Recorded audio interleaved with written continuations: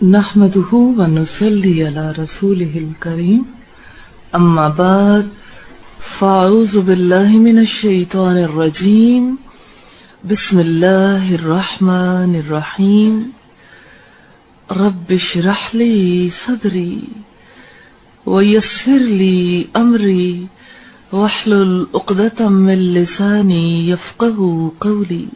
آج ہم 4 اصطلاحات کی بات کریں گے۔ یہ 4 اصطلاحات ایسی ہیں آگے جا کے آپ کو بہت پریشان کریں گی، حالانکہ بہت سمپل ہیں۔ نفس، روح، قلب اور چوتھی چیز ہے عقل۔ تو نفس کسے کہتے ہیں؟ نفس اور قلب میں کیا فرق ہے اور روح میں کیا فرق ہے، جاننے کی ضرورت ہے نا۔ یہ ٹرمینالوجی جو ہے نا یہ کنفیوز کرنے والی ہے۔ رسول اللہ صلی اللہ علیہ وسلم نے فرمایا انسان کے جسم میں گوشت کا ایک لوتھڑا ایسا ہے، اگر وہ صحیح ہوتا ہے تو سارا جسم صحیح کام کرتا ہے، اگر وہ خراب ہو جائے تو پورا جسم خراب ہو جاتا ہے۔ اور وہ گوشت کا لوتھڑا کیا ہے؟ الا وہی القلب، خبردار رہو وہ دل ہے، دل، قلب۔ قلب کے حوالے سے پہلے ہم ٹرمینالوجی دیکھیں گے، پھر قلب کے امور دیکھیں گے۔ اچھا، ایک چیز ہے گوشت کا لوتھڑا جو ظاہری طور پر ہمارے سامنے ہوتا ہے۔ یہ گوشت کا لوتھڑا شرعی اصطلاح میں قلب نہیں کہلاتا۔ قلب تو وہ ہے، دل تو وہ ہے، لیکن اصل میں جب قرآن حکیم میں قلب کا لفظ یوز ہوتا ہے تو اس سے مراد بنیادی طور پر خون پمپ کرنے والا دل نہیں ہے۔ پھر قلب کیا ہے؟ قلب بنیادی طور پر حقیقت کا ادراک کرنے والا ایک آلہ ہے، حقیقت کو سمجھنے والا۔ جیسے قلب کی ایک جسمانی صورت ہے، اسی طرح سے قلب کی ایک مانوی صورت ہے۔ جب بھی قرآن حکیم کی اصطلاح کو ہم یوز کریں گے تو یہ قلب جو ہے یہ آپ کو سوچتا ہوا، سمجھتا ہوا، یہ قلب آپ کو فیصلے کرتا ہوا دکھائی دے گا، جبکہ جسم کے اندر گوشت کا جو لوتھڑا موجود ہے یہ گوشت کا لوتھڑا فیصلے نہیں کرتا، یہ خون پمپ کرتا ہے، اس کے جو کام ہے وہ کام فرق ہے۔ تو قلب کا اور انسان کا کیا تعلق ہے؟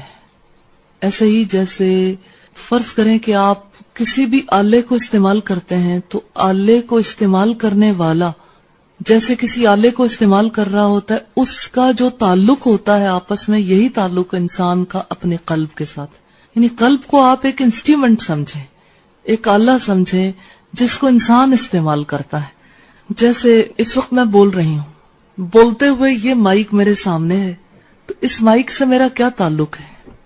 اس مائک سے میں متاثر نہیں ہو رہی، اس مائک کی وجہ سے آواز پہنچ رہی ہے۔ تو قلب کے زیر نگرانی انسان کو نہیں رہنا، انسان نے اپنے قلب کو اپنے زیر نگرانی رکھنا ہے، اپنی عقل کے ساتھ اس قلب کو کنٹرول کرنا ہے۔ قلب کے حوالے سے ہم اگر دیکھنا چاہیں کہ قلب کیا کام کرتا ہے اور قلب کے انسان پر کیا اثرات مرتب ہوتے ہیں، بس یوں سمجھ لیں کہ جیسے پوری انسانی زندگی کو کنٹرول قلب ہی کرتا ہے۔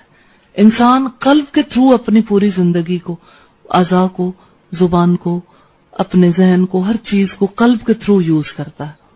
اسی طرح سے ایک دوسری اصطلاح جو استعمال ہوتی ہے وہ ہے روح۔ روح کے بارے میں ہم اتنا جانتے ہیں کہ لطیف چیز ہے، لیکن قرآن حکیم میں روح کی جو وضاحت آئی اس سے ہمیں یہ پتہ چلتا ہے کہ ہمیں بہت زیادہ اس پر بات کرنے کی اجازت نہیں ہے۔ مثلا رسول اللہ سے سوال کیا تھا یسألونک عن الروح، آپ سے روح کے بارے میں سوال کرتے ہیں، تو آپ سے یہ کہا گیا قل، آپ کہہ دو، قل الروح من امر ربی، کہہ دو روح تو میرے رب کے حکم سے۔ اس کا مطلب یہ ہے کہ روح کا تعلق اللہ کی ذات سے، روح لطیف چیز ہے اور اس کا منبع بنیادی طور پر دل کا جو خلا ہے نا، اس کو یہ روح پر کرتی ہے۔ قلب کا خلا روح سے پر ہوتا ہے۔ مثال کے طور پر جیسے ایک انسان زندہ ہے اور ایک انسان زندہ نہیں ہے، دونوں میں فرق کیا ہے؟ زندہ انسان کا دل کام کر رہا ہے، اس کے اعضاء کام کر رہے ہیں، آنکھیں دیکھ رہی ہیں، کان سن رہے ہیں، زبان بول رہی ہے، اور ہر چیز جو ہے وہ اپنی اپنی جگہ پہ ورکنگ کر رہی ہے۔ لیکن اس کے مقابلے میں مردہ انسان میں کیا فرق ہوتا ہے؟ کیا چیز اس کے اندر نہیں ہوتی؟ روح نہیں ہوتی. تو روح کا مرکز کیا ہے؟ انسان کا قلب. تو قلب کی اور روح کی ہم مثال اگر دیکھنا چاہیں تو یہ مثال ایسے ہے کہ روح جو ہے وہ انسان کی رگوں میں، انسان کی شریانوں میں، سارے اعضائے بدن میں پھیلتی ہے، اور اعضائے بدن کو یہ روح زندگی عطا کرتی ہے. روح کی حیثیت ایک چراغ کی سی ہے اور زندگی نور کی طرح ہے. روح کا بدن میں جاری و ساری ہونا ایسا ہے جیسے چراغ جلتا ہے تو اس کی روشنی پھیلتی، اور چاروں طرف یہ روشنی پھیلتی بھی ہے، سرایت بھی کر جاتی. ایسے ہی جیسے ایک انسان کے دل میں، قلب میں روح موجود ہے تو زندگی کا نور پھیلتا ہے. آنکھ بھی روشن ہے، پھر زبان بھی کام کرتی ہے، ذہن بھی کرتا ہے، ہر چیز جو ہے وہ پھر چلتی ہے. ہر چیز کے اندر یہ روح سماتی ہے. اب دیکھیں، روح تو آپ کے اس ناخن کے آخری پور میں بھی موجود ہے. آپ فیل کرتے ہیں؟ یہ زندگی ہے، یہ روح ہے جس کو آپ فیل کرتے ہیں. تو یہ فقط دل کے اندر نہیں، انسان کی ہر رگ، ہر ریشے میں یہ روح سمائی ہوئی ہوتی. چراغ کی مثال میں نے دی ہے کہ جیسے چراغ روشن ہوتا ہے تو اس کی روشنی ارد گرد پھیلتی ہے، ایسے ہی روح انسان کے پورے بدن میں سرایت کیے ہوئے ہوتی ہے. اس کی روشنی حیات، اس کی وجہ سے انسان کو زندگی ملتی ہے. اس کی وجہ سے ایک انسان دنیا میں کچھ کرنے کے قابل ہوتا ہے. روح کے ساتھ ہی انسان کا بدن زندہ ہوتا ہے. اور پھر آپ دیکھیں کہ ایک لفظ یہی ہے روح کا اور قلب کا، یہ ڈاکٹرز بھی یوز کرتے ہیں. فلاں کو ہارٹ اٹیک ہو گیا، فلاں کی روح قبض ہو گئی، فلاں کا یہ مسئلہ ہو گیا، اور فلاں کا دل بیمار ہے. ایک چیز ذہن میں رکھنی ہے کہ اخلاق کے موضوع پر جب ہم بات کریں گے تو ہم گوشت پوست پر بات نہیں کریں گے، ہم اس اصل حقیقت پر بات کریں گے جس کی وجہ سے گوشت پوست کام کا رہتا ہے، ورنہ گوشت پوست کا فائدہ نہیں ہوتا. مثال کے طور پر دیکھیے آپ کہ ایک انسان کا بالکل ٹھیک کام کرتا ہوا دل موجود ہے، لیکن روح نکل جائے تو دل کا اب کوئی کام نہیں رہ گیا، دل کی زندگی ختم ہو گئی. تو ہم نے بنیادی طور پر بات کرنی ہے اپنے اخلاق کے حوالے سے گوشت پوست کی نہیں، روح کی بات کرنی ہے، اس کی اصل کی بات کرنی ہے، اصل اسپرٹ کی بات کرنی ہے. تیسرا لفظ یوز ہوتا ہے نفس. نفس کے بارے میں ہم پہلے پڑھ چکے. نفس جو ہے یہ بنیادی طور پر انسان کے اندر دو قوتوں کو لیے ہوئے ہوتا ہے، ایک غضب غصہ اور دوسرے شہوت خواہشات. یہ دو چیزیں جو ہیں یہ نفس کے اندر ہوتی ہیں. اور نارملی اگر آپ دیکھیں تو نفس جو ہے یہ بری سینس میں یوز ہوتا ہے، جیسے نفس امارہ. عام یعنی کامنلی اگر فقط ہم نفس کے لفظ کو یوز کریں کہ میرا نفس مجھے یہ کہتا ہے، تو یہ نفس پازیٹیو سینس میں یوز نہیں ہوتا، حالانکہ اس کا پازیٹیو یوز بھی ہے. نفس مطمئنہ، اطمینان والی جان کے لیے جو لفظ یوز ہوتا ہے وہ بھی نفس ہی کا ہے. لیکن دو قوتیں جو کام کرتی ہیں، غضب کی اور شہوت کی، یہ نفس کی علامت ہے. ان چیزوں کا جو یوزج ہے یہ بنیادی طور پر نفس کو یا تو امارہ بنائے گا یا لوامہ یا مطمئنہ. دو قوتیں کون سی ہیں؟ قوت غضب اور قوت شہوت. تو اس لحاظ سے ہم دیکھتے ہیں کہ نفس جو ہے یہ بنیادی طور پر ان دو خصوصیات کی وجہ سے اپنے کمال کو بھی پہنچتا ہے اور اس کو زوال بھی آتا ہے. مثال کے طور پر آپ دیکھیں کہ ایک انسان کے دل پر شیطان کا قبضہ ہو جاتا ہے، انسان ایسے غصے میں آتا ہے جس کو وہ کنٹرول نہیں کر سکتا، اور اس غصے پر کنٹرول نہ ہونے کی وجہ سے انسان سے برائیاں سرزد ہوتی ہیں. تو اس کا مطلب یہ ہے کہ انسان نے اپنے نفس کو ابلیس کے ہاتھ میں دے دیا، سونپ دیا اسے. اب جو برائی کا حکم ہے وہ اس کی جانب سے آ رہا ہے، کیونکہ انسان یا تو اپنے معاملات اللہ کے حوالے کر سکتا ہے یا شیطان کے حوالے. تو انسان اپنے غضب کی وجہ سے شیطان کے ہاتھ میں کھلونا بن جاتا ہے جس سے وہ کھیلتا ہے. اور ایسے ہی خواہشات ہیں، خواہشات کی محبت، تو ایک انسان کی خواہشات سے شیطان کھیلتا ہے، خواہشات کی وجہ سے اسے رب کے راستے سے دور لے جاتا ہے. تو نفس کی ہم نے 3 اقسام دیکھی ہیں، نفس امارہ، لوامہ اور نفس مطمئنہ.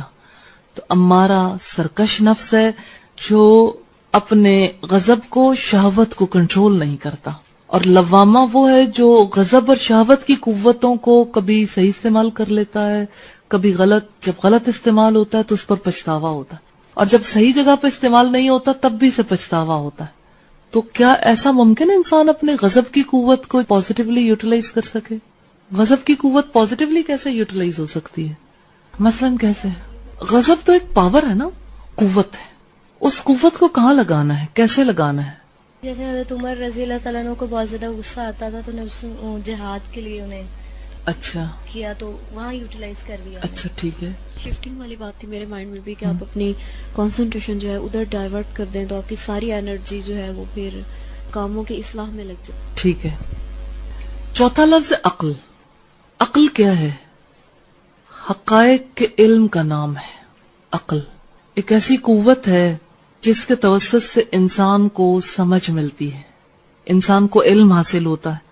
یہاں علم کی صفت مراد نہیں ہے کہ عقل جو ہے وہ علم کا دوسرا نام ہے. بنیادی طور پر عقل جو ہے وہ حقائق کے علم کا نام ہے، یعنی ایک انسان کو عقل کے توسط سے اشیاء کا ادراک کرنے کا، ان کی حقیقت کو سمجھنے کا موقع مل جائے. اچھا، عقل کے بارے میں یہ بات سامنے رکھنا چاہتی ہوں. رسول اللہ صلی اللہ علیہ وسلم نے فرمایا تھا وَالْعَقْلُ أَصْلُ دِينِ، عقل تو میرے دین کی بنیاد ہے، فاؤنڈیشن ہے. اور عقل کی جو مثال رسول اللہ نے دی تو ایسا فیل ہوتا ہے کہ اس کا ایک زندہ وجود ہے. مثال کے طور پر آپ صلی اللہ علیہ وسلم نے فرمایا عقل کے حوالے سے کہ عقل کو اللہ تعالیٰ نے پیدا کیا، پھر فرمایا سامنے آ جا، وہ سامنے آ گئی. پھر اللہ تعالیٰ نے کہا کہ پشت پھیر لو تو اس نے پشت پھیر لی. اس سے ہمیں پتہ لگتا ہے کہ سینس ہے. عقل جو ہے بنیادی طور پر سینس کا نام ہے. اور سینس کیا ہوتی ہے؟ اچھائی برائی کی شناخت، اچھائی اور برائی کی حقیقت کو سمجھنا. تو یہ 4 اصطلاحات ہم نے دیکھی ہیں. کون کون سی ہیں؟ قلب، روح، نفس اور عقل. کسی میں کوئی کنفیوژن ہو تو بتائیے، الجھن ہو تو. قلب کسے کہتے ہیں؟ حقیقت کا ادراک کرنے والا آلہ. اور عقل کسے کہتے ہیں؟ حقائق کا علم، سمجھ. اچھا، اور توسط سے علم حاصل کرتے ہیں. اچھا، نفس کسے کہتے ہیں؟ 2 قوتوں پر مشتمل جو چیز ہے اس کو نفس کہتے ہیں، قوت غضب اور قوت شہوت. روح کسے کہتے ہیں؟ جس کے ہونے سے زندگی ہوتی ہے اور جس کے چلے جانے سے زندگی ختم ہو جاتی ہے. اس دنیا میں سب سے قیمتی چیز قلب انسانی ہے، انسان کا دل. لیکن وہ دل جو اللہ کو پہچانتا ہے، اللہ کی معرفت رکھتا ہے، اور وہی دل اللہ کے قریب ہو جاتے ہیں. اللہ کو پہچاننے والا تو اللہ کے آگے سجدے میں گرتا ہے. اور آپ دیکھیں کہ قیمتی متاع تو وہی ہے نا جو اللہ کے قریب، اور اللہ کہتا ہے وَاسْجُدْ وَاقْتَرِبْ، سجدہ کرو اور قریب ہو جاؤ. یہ سجدہ پوری عقل، فہم، ادراک، معرفت کے بعد، سچی پہچان کے بعد جو سجدہ ہوتا ہے، اللہ کے آگے جو جھک جانا ہے، یہ معرفت انسان کو، انسان کے قلب کو رب کے قریب کر دیتی ہے. انسان کا قلب جو ہے یہ بے انتہا اہمیت کا حامل ہے. دیکھیں، یہ قلب ایسا ہے جس نے اس کا تزکیہ کر لیا، رب کہتا ہے وہ کامیاب ہے، اور جس نے اس کو دبا دیا وہ نامراد ہے. قلب کا جو لفظ ہم استعمال کریں گے نا، بنیادی طور پر یہ لفظ جو ہے ہم ایک آلے کے لیے استعمال کریں گے جس کو ہم نے اپنی کامیابی کے لیے یوز کرنا ہے. اپنی ناکامی کے لیے بھی انسان یوز کر جاتا ہے، اس کے تھرو کام ہونا ہے. مثال کے طور پر دیکھیں، میں بول رہی ہوں، ایک آلہ ہے جس کے توسط سے یہ آواز آپ تک پہنچ رہی. ایسے ہی ایک بادشاہ ہے انسان کے جسم کے اندر جس کی حکمرانی ہے، اس کے توسط سے پورا جسم اور پورے اعمال کنٹرول ہوتے ہیں. الا وہی القلب، خبردار رہو وہ دل ہے، دل کنٹرول کرتا ہے. دل کے توسط سے پورا جسم ہینڈل ہوتا ہے. اور دیکھیں، آپ کہتے ہیں میرا دل یہ چاہتا ہے. سادہ طریقے سے دیکھیں آپ اپنے آپ کو کیسے مینج کرتے ہیں. جو دل چاہتا ہے وہ کرتے ہیں نا. میرا دل نہیں چاہتا آج میں یہ فلاں چیز کھا لوں، تو آپ نے پھر نہ کھائی. آپ کس کے غلام ہیں؟ پتہ لگتا ہے نا، شہوت کے غلام ہیں، خواہش کے غلام. یہ دل ہے جس کے تھرو انسان کی زندگی بدل بھی سکتی ہے، انسان اپنے رب کے بھی قریب ہو سکتا ہے، اور اس دل کے توسط سے انسان رب سے دور بھی ہو سکتا ہے. تو انسان کا جو دل ہے اس کے تزکیے کی ضرورت ہے. قلب کا تزکیہ، پاکی، صفائی اللہ نے سارے پیغمبر کس وجہ سے بھیجے؟ تزکیے کے لیے. تزکیہ نفس ہم اسے کہتے ہیں. تزکیہ پاکی کا عمل ہے، آلودگیوں کو، گندگیوں کو دور کرنے کا عمل ہے، صفائی کا عمل ہے. کوئی بھی چیز جس کو صاف کرنا مطلوب ہو، اس کی صفائی ستھرائی کرنے والی کوئی نہ کوئی چیز ہوتی ہے. رسول اللہ صلی اللہ علیہ وسلم نے فرمایا لِكُلِّ شَيْءٍ ثَقَالَةٌ، ہر چیز کی کوئی نہ کوئی صفائی ستھرائی کرنے والی چیز ہوتی ہے. وَثَقَالَةُ الْقُلُوبِ ذِكْرُ اللَّهِ، اور دل کی صفائی ستھرائی کرنے والی چیز اللہ کی یاد. نہیں، مجھے تو لگتا ہے ہم جو ٹرم بھی یوز کریں گے وہ ہمیں کہیں اور ہی پہنچائے گی. مثال کے طور پر اللہ کی یاد کی بات آتی ہے، بس وہی یاد رہ جاتی ہے، انگلیوں پہ کیا پڑھ لیا، تسبیح پہ کیا پڑھ لیا.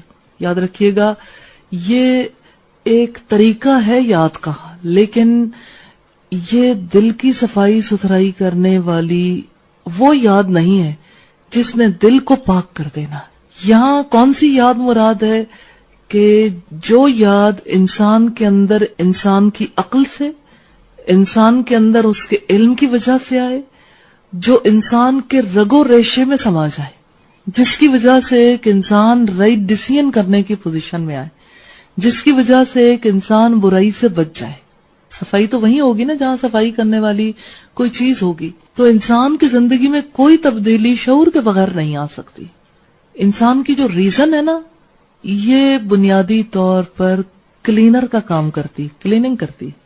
ریزننگ کی وجہ سے انسان کا دل صاف ہوتا ہے، ریزننگ کی وجہ سے دل چمکتا ہے. اور یہ ریزننگ رب کی نشانیوں میں سے، خدا کی نشانی ہے نا، خدا کی یاد. ریزننگ جو ہے نا، یہ بڑی یاد ہے. تو اس ریزننگ کی وجہ سے ایک انسان اپنے قلب کو پاک کرتا ہے، صاف کرتا ہے. جب ایک انسان پراپر ریزننگ نہیں کر سکتا، اس کا دل بھی پاک نہیں ہو سکتا. تو ریزننگ انسان کب کر سکتا ہے؟ جب اس کے پاس علم ہو. اور علم کون سا؟ اللہ کی صفات کا، اللہ کی ذات کا، اللہ کی اسماء اور اس کی صفات کا علم، حق کا علم، اللہ کے کلام کا علم، اللہ کے رسول صلی اللہ علیہ وسلم کی حیات کا، آپ کی دی ہوئی تعلیمات کا علم. ایک ایسا دل جو علم حاصل کرتا ہے وہ دل روشن ہو جاتا ہے، اور جو دل علم حاصل نہیں کرتا وہ اندھیرے میں چلا جاتا ہے. اچھا، قرآن حکیم کی ایک آیت کے توسط سے میں اس بات کو کلیئر کرنا چاہتی ہوں، آپ سے پوچھنا چاہتی ہوں اس سے یہاں کیا مراد ہے. ان اللہ یحول بین المرء وقلبہ، یقیناً اللہ بندے اور اس کے دل کے مابین حائل ہے. تو اللہ بندے اور اس کے دل کے مابین کیسے حائل ہوتا ہے؟ قلب کے درمیان حائل ہونے کا کیا مطلب ہے؟ اللہ حائل ہے. حائل کیا چیز ہوتی ہے؟ جو رکاوٹ ہوتی ہے. یہاں یہ بات سمجھنے کی ہے، اللہ حائل ہے، بندے کے درمیان حائل ہے. اس کا مطلب یہ ہے کہ ایک انسان اپنے نفس کو پہچاننا چاہتا ہے، ایک انسان حق کا مشاہدہ کرنا چاہتا ہے، لیکن انسان کی غلطیوں کی وجہ سے، خطاؤں کی وجہ سے، اس کے گناہوں کی وجہ سے اللہ رکاوٹ بن جاتا ہے. حق شناس نہیں بن پاتا انسان. ایک رکاوٹ، ایک پردہ حائل کر دیتا ہے اللہ تعالیٰ دل کے درمیان. پھر انسان نہ اللہ کی ذات کو پہچانتا ہے، پھر انسان نہ اپنی ذات کو پہچان سکتا. اپنے بارے میں جاننا، اپنے آپ کو سمجھنا مشکل ہو جاتا ہے. من عرف نفسہ فقد عرف ربہ، جو اپنی ذات کو پہچانتا ہے وہ اپنے رب کو پہچانتا ہے. تو اپنی ذات کی پہچان نہ ہونے کی وجہ سے انسان سے رب کی پہچان گم ہو جاتی. مثال کے طور پر دیکھیں، ہم اگزامپل سے اس کو سمجھیں گے نا زیادہ ایزی ہو جائے گا. ایک انسان نے غیبت کی، غیبت کرنے کے بعد اب ایک انسان یہ چاہتا ہے کہ اپنا جائزہ لے لے. اب کیا ہے؟ غیبت سے اس کے دل پر اللہ تعالیٰ ایک پردہ ڈال دیتے ہیں. اب اس پردے کی وجہ سے ایک انسان کے دل سے خوف اٹھ جاتا ہے. ایک انسان اپنے آپ کو غلامی کی سٹیج پر نہیں رکھ سکتا. ایک انسان اپنی حقیقت کو بھول جاتا ہے، اکڑ جاتا ہے. اکڑنا آسان ہو جاتا ہے، جھکنا بہت مشکل. بندگی کی حقیقت کو نہیں سمجھ سکتا جب تک کہ وہ داغ، وہ دھبا، وہ گندگی نہیں ختم ہوتی. یہ بات اگر آپ نے سمجھ لی نا تو آپ اخلاق کی ہر بات سمجھ جائیں گے. یہ بات سمجھنی بہت ضروری ہے. اسی کے اوپر اگلی باتوں کا انحصار ہے. مطلب کہ ایک گناہ تو انسان کرتا ہے، جیسے ایک غیبت کی نا، اگلے یعنی کہ اس کے لیے آسان ہو جاتا ہے. تو پھر اس میں انسان کا کیا ہے کہ ایک تو غلطی ہوگی، اس سے آگے اتنے گناہ، تو پھر اس میں اس کا تو اختیار نہ ہو. کس میں؟ مثلاً جیسے آپ نے بتایا نا کہ غیبت کر لی ایک انسان نے، تو اللہ تعالیٰ پردہ ڈال دیتا ہے، یعنی کہ آگے پھر وہ غیبتیں کرتا رہتا ہے اور اسے پتہ نہیں ہوتا ہے. کہ اللہ تعالیٰ یہ کر دیتا ہے. ہاں جی، دوسری طرف بھی دیکھیے کہ اللہ نے کوئی گنجائش رکھی ہے، لوٹنے کا کوئی راستہ ہے؟ توبہ. توبہ کا پانی دل کے داغ دھو دیتا ہے. ایک انسان اگر توبہ کا راستہ اختیار نہیں کرتا تو دل داغدار رہتا ہے. داغدار دل، سیاہ دل کے اندر حق کی معرفت نہیں آتی، پہچان نہیں آتی، روشنی، دلیل کی روشنی نہیں آتی. اس کے لیے پھر کس چیز کی ضرورت ہے؟ توبہ، اللہ کے آگے جھکنے کی، معافیاں مانگنے کی. اب دیکھیں، جس وقت آپ توبہ کرتے ہیں سچے دل سے، کبھی لرز کے توبہ کی، کبھی تڑپ کے توبہ کی اللہ سے، اس وقت دل کی حالت جو ہوتی ہے وہ مختلف ہوتی ہے اس حالت سے جب گناہ کر رہے ہوتے ہیں، یا نہیں مختلف ہوتی؟ اس وقت دل کچھ قبول کرنے کے لیے تیار ہوتا ہے اللہ کی بات کو، اللہ کے آگے جھکا ہوا ہوتا ہے. توبہ سے ہی تو جھکتا ہے، دل صاف ہوتا ہے، تب اس کے اندر نیکی کا نور آ سکتا ہے، روشنی آتی ہے. یہ دل کی سیاہی ہے جو دراصل پردے کی صورت میں انسان کے اور رب کے مابین حائل ہو جاتی ہے. اللہ تعالیٰ نے جب یہ کہا نا کہ میں حائل ہوتا، ان اللہ یحول، اللہ حائل ہوتا ہے، اللہ بندے کے لیے خود رکاوٹ بن جاتا ہے. یہ بہت بڑی بات ہے، اللہ رکاوٹ ہے. جب تک کہ ایک انسان اپنی برائی سے پلٹ نہیں آتا، رجوع اللہ کر لے. اب تو اس نے اگر رجوع اللہ کیا، توبہ کی، پھر ہی وہ پردہ ہٹے گا، پھر وہ انسان حق شناس بنے گا، پھر اس کے لیے ممکن ہوگا رب کی طرف لوٹنا، نیکیاں کرنا. آپ نے اپنی لائف میں کبھی فیل کیا ہے کہ دل سخت ہو گیا، نیکی کرنے کو جی نہیں چاہتا؟ کبھی آپ نے فیل کیا کہ بس اللہ کے آگے جھکاؤ کی وہ کیفیت نہیں ہے؟ کب ہوتی ہے ایسی کیفیت؟ پیچھے کیا ہوتا ہے جس کی وجہ سے یہ کیفیت ہوتی ہے؟ کوئی غلطی ہوتی ہے؟ ریئلائز کیا کبھی؟ تو غلطی کے بعد انسان کی کیفیت نارمل نہیں رہتی جب تک کہ انسان توبہ نہیں کر لیتا. قرآن پاک میں رب العزت کہتے ہیں وَلَا تَكُونُوا كَالَّذِينَ نَسُوا اللَّهَ، ان لوگوں کی طرح نہ ہو جانا جنہوں نے اللہ کو بھولا دیا. غلطی ہوتی تب ہے نا انسان رب کو بھولتا ہے. فَأَنسَاهُمْ أَنفُسَهُمْ، تو اللہ نے انہیں ان کی جانیں بھولا دی.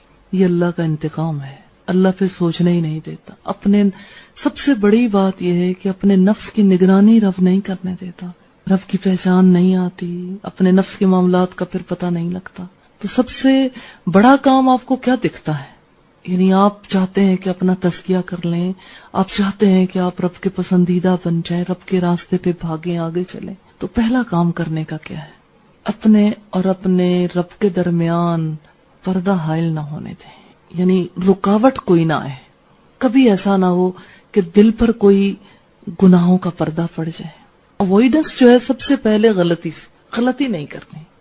جیسے یعنی اتنی غیبت کرنے سے اس کے بعد حق نہیں اس کو پہنچتا نا، تو میں نے تو اپنی لائف میں کتنی ساری کی ہوں گی. پھر میں یہاں کیا کبھی توبہ نہیں کی؟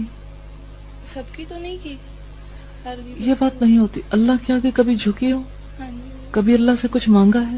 مانگا ہے، لیکن یہ سوچ کر نہیں کہ ان پہ مجھے معافی دے دیں یا یہ کبھی جنرلی توبہ کی ہے. ہاں جی وہ تو کرتے ہیں. ہاں تو توبہ تو کی ہے نا. یہ اس کی رحمت ہے، وہ جس پر چاہے مہربانی کر سکتا ہے. جب وہ کسی کو جھکا ہوا دیکھتا ہے تو ہمارا آقا، ہمارا مالک کوئی بخیل نہیں ہے کہ فلاں کام تو اس نے مجھے کہا نہیں تھا، یہ نہیں میں نے کرنا. اس پر کوئی اس نے معافی مانگی تھی کہ میں معاف کر دوں. ایک انسان معافی مانگتا ہے، اس کا دل جھکا ہوا ہے، وہ چاہے تو سب کچھ معاف کر سکتا ہے. قرآن حکیم میں آتا ہے اللہ سارے گناہ معاف کر سکتا ہے لیکن شرک کا گناہ وہ معاف نہیں کرے گا. تو اللہ تعالیٰ معاف کر سکتے ہیں. ہاں جی، اور کوئی بات؟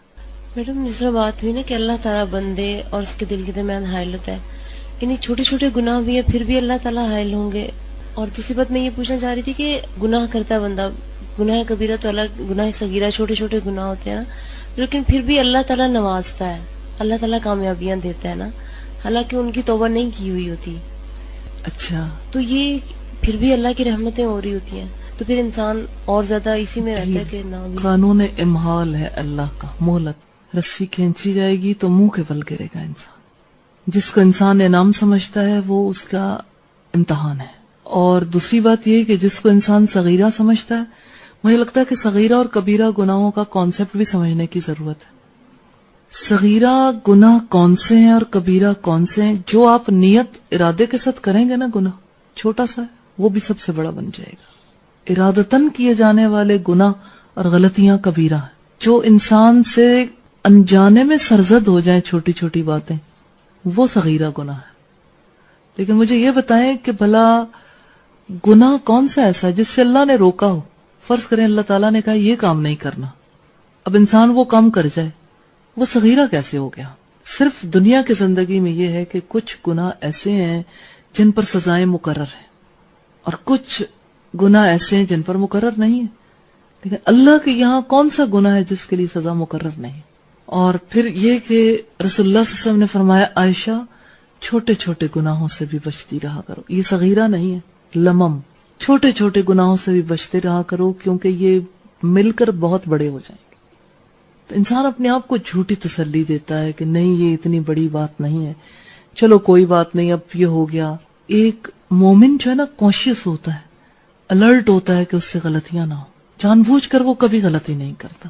اگر وہ جان بوجھ کر غلطی کر رہا ہے تو اس کو اپنے ایمان کا جائزہ لینا چاہیے. وہاں ایمان نہیں ملے گا آپ کو، ایمان خراب ہو چکا ہوگا.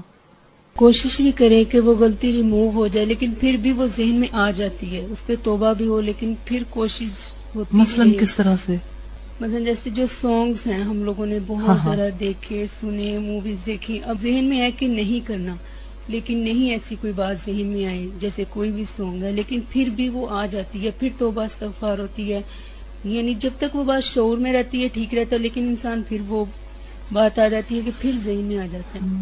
آپ لوگ فیل کرتے ہیں کہ ایک دفعہ کی سنی ہوئی بات زندگی بھر دکھ دیتی رہتی ہے نا؟ اچھا ایسا ہے بیٹا کہ معاملہ جو انسان کی اصلاح کا ہے نا وہ خیال سے ہی شروع ہوتا ہے. خیال کو آنے نہیں دینا، جھٹک دینا. خیال نہیں آنے دیں، اس کو بسنے نہیں دیں. ہمارا صرف معاملہ ایسا ہوتا ہے کہ ہم غفلت کی وجہ سے خیال پر قدغن نہیں لگاتے، وہ جب اندر آ جاتا ہے وہ تو فساد پھیلاتا ہے. خیال آنے نہیں دینا. خیال آتا تب ہے جب انسان غافل ہوتا ہے، جب اسے تھوڑا فکر کم ہوتی ہے نا تو وہ کہتے چلو کوئی نہیں، اب میں نے کون سا اسے بلایا تھا، خود ہی آ گیا، اور کون سا اس پہ پکڑ ہونی ہے، اب میرا کیا اختیار ہے. بات یہ ہے کہ اس کے اوپر پکڑ ہو یا نہ ہو، دنیا میں انسان کی زندگی جہنم ضرور بنتی ہے اتنی دیر کے لیے جب تک وہ ذہن کے اندر موجود ہے. اس نے ادھر خرابی پھیلا، ادھر ادھر ادھر ہر طرف خرابی پھیلا دیتا ہے.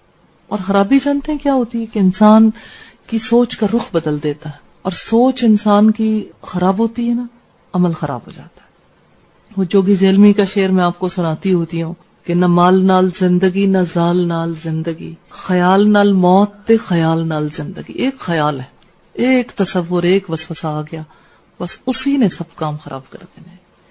بس آپ یوں سمجھ لیں کہ آپ نے جو مراقبہ کرنا ہے نا، نگرانی، خیال نہیں آنے دینا. اعوذ باللہ من الشیطان الرجیم وَإِمَّا يَنزَغَنَّكَ مِنَ الشَّيْطَانِ نَزْغٌ فَاسْتَعِذْ بِاللَّهِ. اندر آتے ہوئے اعوذ باللہ من الشیطان الرجیم لا حول ولا قوت الا باللہ. آپ دیکھیں گے خود بخود سیٹ ہو جائے گا. بس تھوڑا سا یہ ہے کہ یہ کوئی چور، اچکا، ڈاکو اگر گیٹ کے اندر آ جائے تو کام خراب ہو جاتا ہے. اسے گیٹ کے اندر نہیں آنے دینا. پہرا ذرا سخت کر دیں، ٹائٹ کر دیں، پھر صحیح ہو جائے گا انشاءاللہ. ہاں جی. آپ نے بتایا نا کہ جو گناہ جان بوجھ کے کیے جائے نا تو وہ کبیرہ ہوتے ہیں. سب کو پتا ہے کہ یہ گناہ یہ اللہ نے منع کیا اس چیز سے، تو پھر صغیرہ گناہ کون سے ہیں؟ صغیرہ نہیں رہتے نا. آپ دیکھیں جرائم جو ہے نا، جیسے جو گناہ ہے اس کی کیفیت ایک برابر نہیں ہوتی. فار ایگزامپل ہم دیکھتے ہیں زنا ایک جرم ہے اور قابل تعزیر ہے، لیکن ہر زنا برابر نہیں ہے. مثلا ایک انسان اگر اپنی ماں کے ساتھ زنا کرے تو وہ باہر کسی اور کے ساتھ زنا کرنے کے برابر نہیں. تو ہمسائی کے ساتھ زنا کرتا ہے تو وہ زنا اس کے برابر نہیں ہے جو ماں کے ساتھ زنا یا بہن کے ساتھ. ایک انسان اگر مسجد کے اندر زنا کرے تو یہ آخری درجہ ہے نا کہ اس مقدس مقام کی حرمت کو بھی پامال کیا. تو گناہوں کے، غلطیوں کے درجات ایک جیسے نہیں ہوتے. اور اس میں یہ کہ ایک کام انسان جان بوجھ کے کر رہا ہے، یہی تو سرکشی ہے، یہی تو نفس امارہ ہے. پتہ ہے پھر کر رہا ہے. روکا نہیں، روکتا تو اجر پاتا، نہیں روکا تو پکڑا جائے گا. اسی پر پکڑا ہے. میڈم یہ آن لائن کویسچن ہے کہ بہت چھوٹے چھوٹے کام ایسے ہوتے ہیں جن کا ہمیں خود بھی نہیں پتا چلتا لیکن ہو جاتے ہیں. کبھی ہمارے ایکسپریشن سے کسی کو دکھ ہو گیا یا ہم کوئی چیز رکھ کے بھول گئے، اس سے کسی کو دکھ ہو گیا. تو کیا یہ بھی اللہ اور انسان کے دل کے مابین جو حائل ہونے والی بات ہے نا اسی میں کنسیڈر کیا جائے گا اس کو بھی؟ اصل میں جو ان اللہ یحول بین المرء وقلبہ ہے، یہ تو بنیادی طور پر جان بوجھ کر کیے گئے کام، جان بوجھ کر ایسے کام انجام دینا جن سے اللہ تعالیٰ ناراض ہوتا ہے. لیکن غفلت ایسی چیز نہیں ہے جس پر کوئی معافی مل سکے کہ ایک انسان نے فلاں کام غفلت میں کیا. مثلا پتا چلا کہ کلاس میں بیٹھے بیٹھے کوئی سو رہا ہے اور سوتے سوتے اس کا پین جو ہے وہ کسی کے کپڑوں پر پڑا اور سارے کپڑے داغدار کر دی. اب اگر دیکھا جائے تو اس نے شعوری طور پر یہ کام نہیں کیا, لیکن سوال یہ پیدا ہوتا ہے وہ سویا کیوں تھا؟ اگر ساری رات کی نیند لی بھی اپنے آپ کو اتنا ڈھیلا کیوں کیا؟ کیوں یہاں بیٹھ کے اس پوزیشن میں رکھا؟ بہرحال پکڑ والی بات تو ہے اور دوسرے سے معافی مانگنے والی بات بھی ہے. اگر آپ دیکھیں کہ اس بنیاد پر دو لوگوں کے درمیان تلخی ہو جاتی تو پردہ آ جائے گا, اور اگر تلخی نہیں آتی دوسرے سے معافی مانگنے سے دوسرا معاف کر دیتا ہے تو بات فرق ہو جائے گی. احساس جرم, احساس خطا, اعتراف انسان کو دوسرے مقام پر لے جاتا. تو بڑے سے بڑا گناہ بھی ہو اگر توبہ انسان کر لیتا ہے اور مسلسل توبہ کی روش جاری رکھتا ہے تو اس پر اللہ کی طرف سے معافی ملتی, پھر پردہ حائل نہیں ہوتا.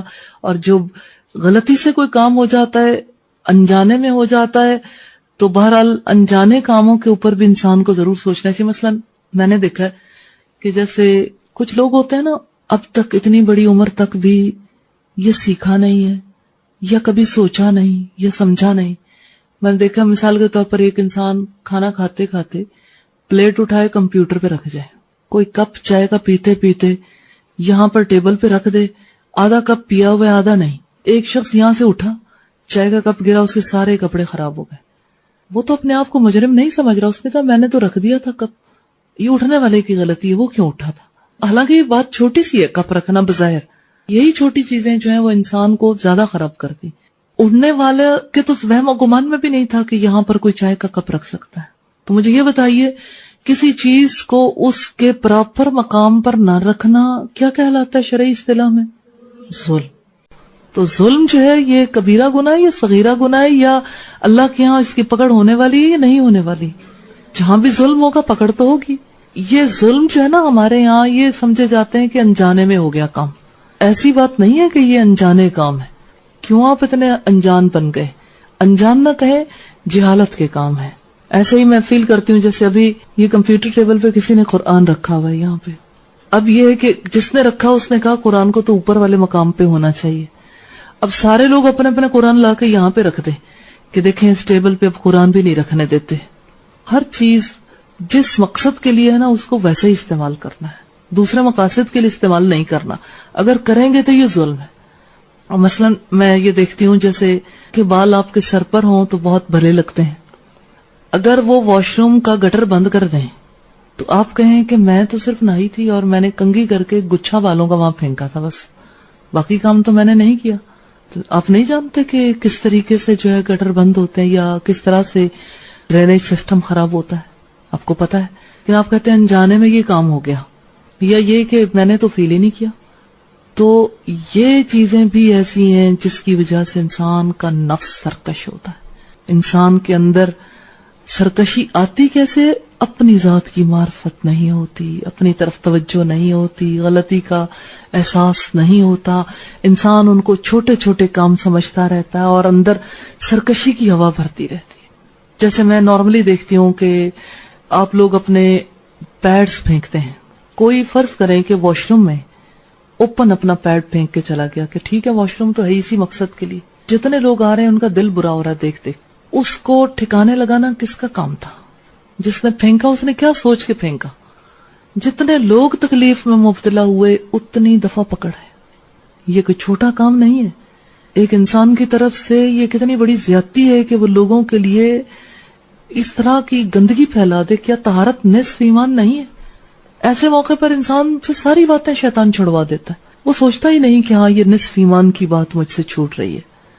اور ایسے ہی فرض کریں کہ کسی کے سر میں جوئیں ہیں, اس نے کہا میں کیا کروں, میرے سر میں اگر جوئیں ہیں تو اس کی وجہ سے ساروں کے سر میں جوئیں پڑ گئیں. آپ کیا سوچتے ہیں کہ یہ انجانے میں ہونے والی غلطی ہے کہ اس سے ایک دو دفعہ کنگھی نہیں ہوئی تھی, یا اس نے کنگھی کی تو ساری جوئیں چھڑک دی سارے کارپیٹس پہ, یا یہ کہ اس نے کہا کہ اب میں کیا کروں, مجھے بھی تو کسی سے پڑی تھی. ان باتوں کی وجہ سے ایک انسان اپنے اس جرم سے بچ سکتا ہے. نہیں صفائی کی, نہیں اپنا خیال رکھا, ساروں کی تکلیف اس کے اعمال نامے میں جانے والی.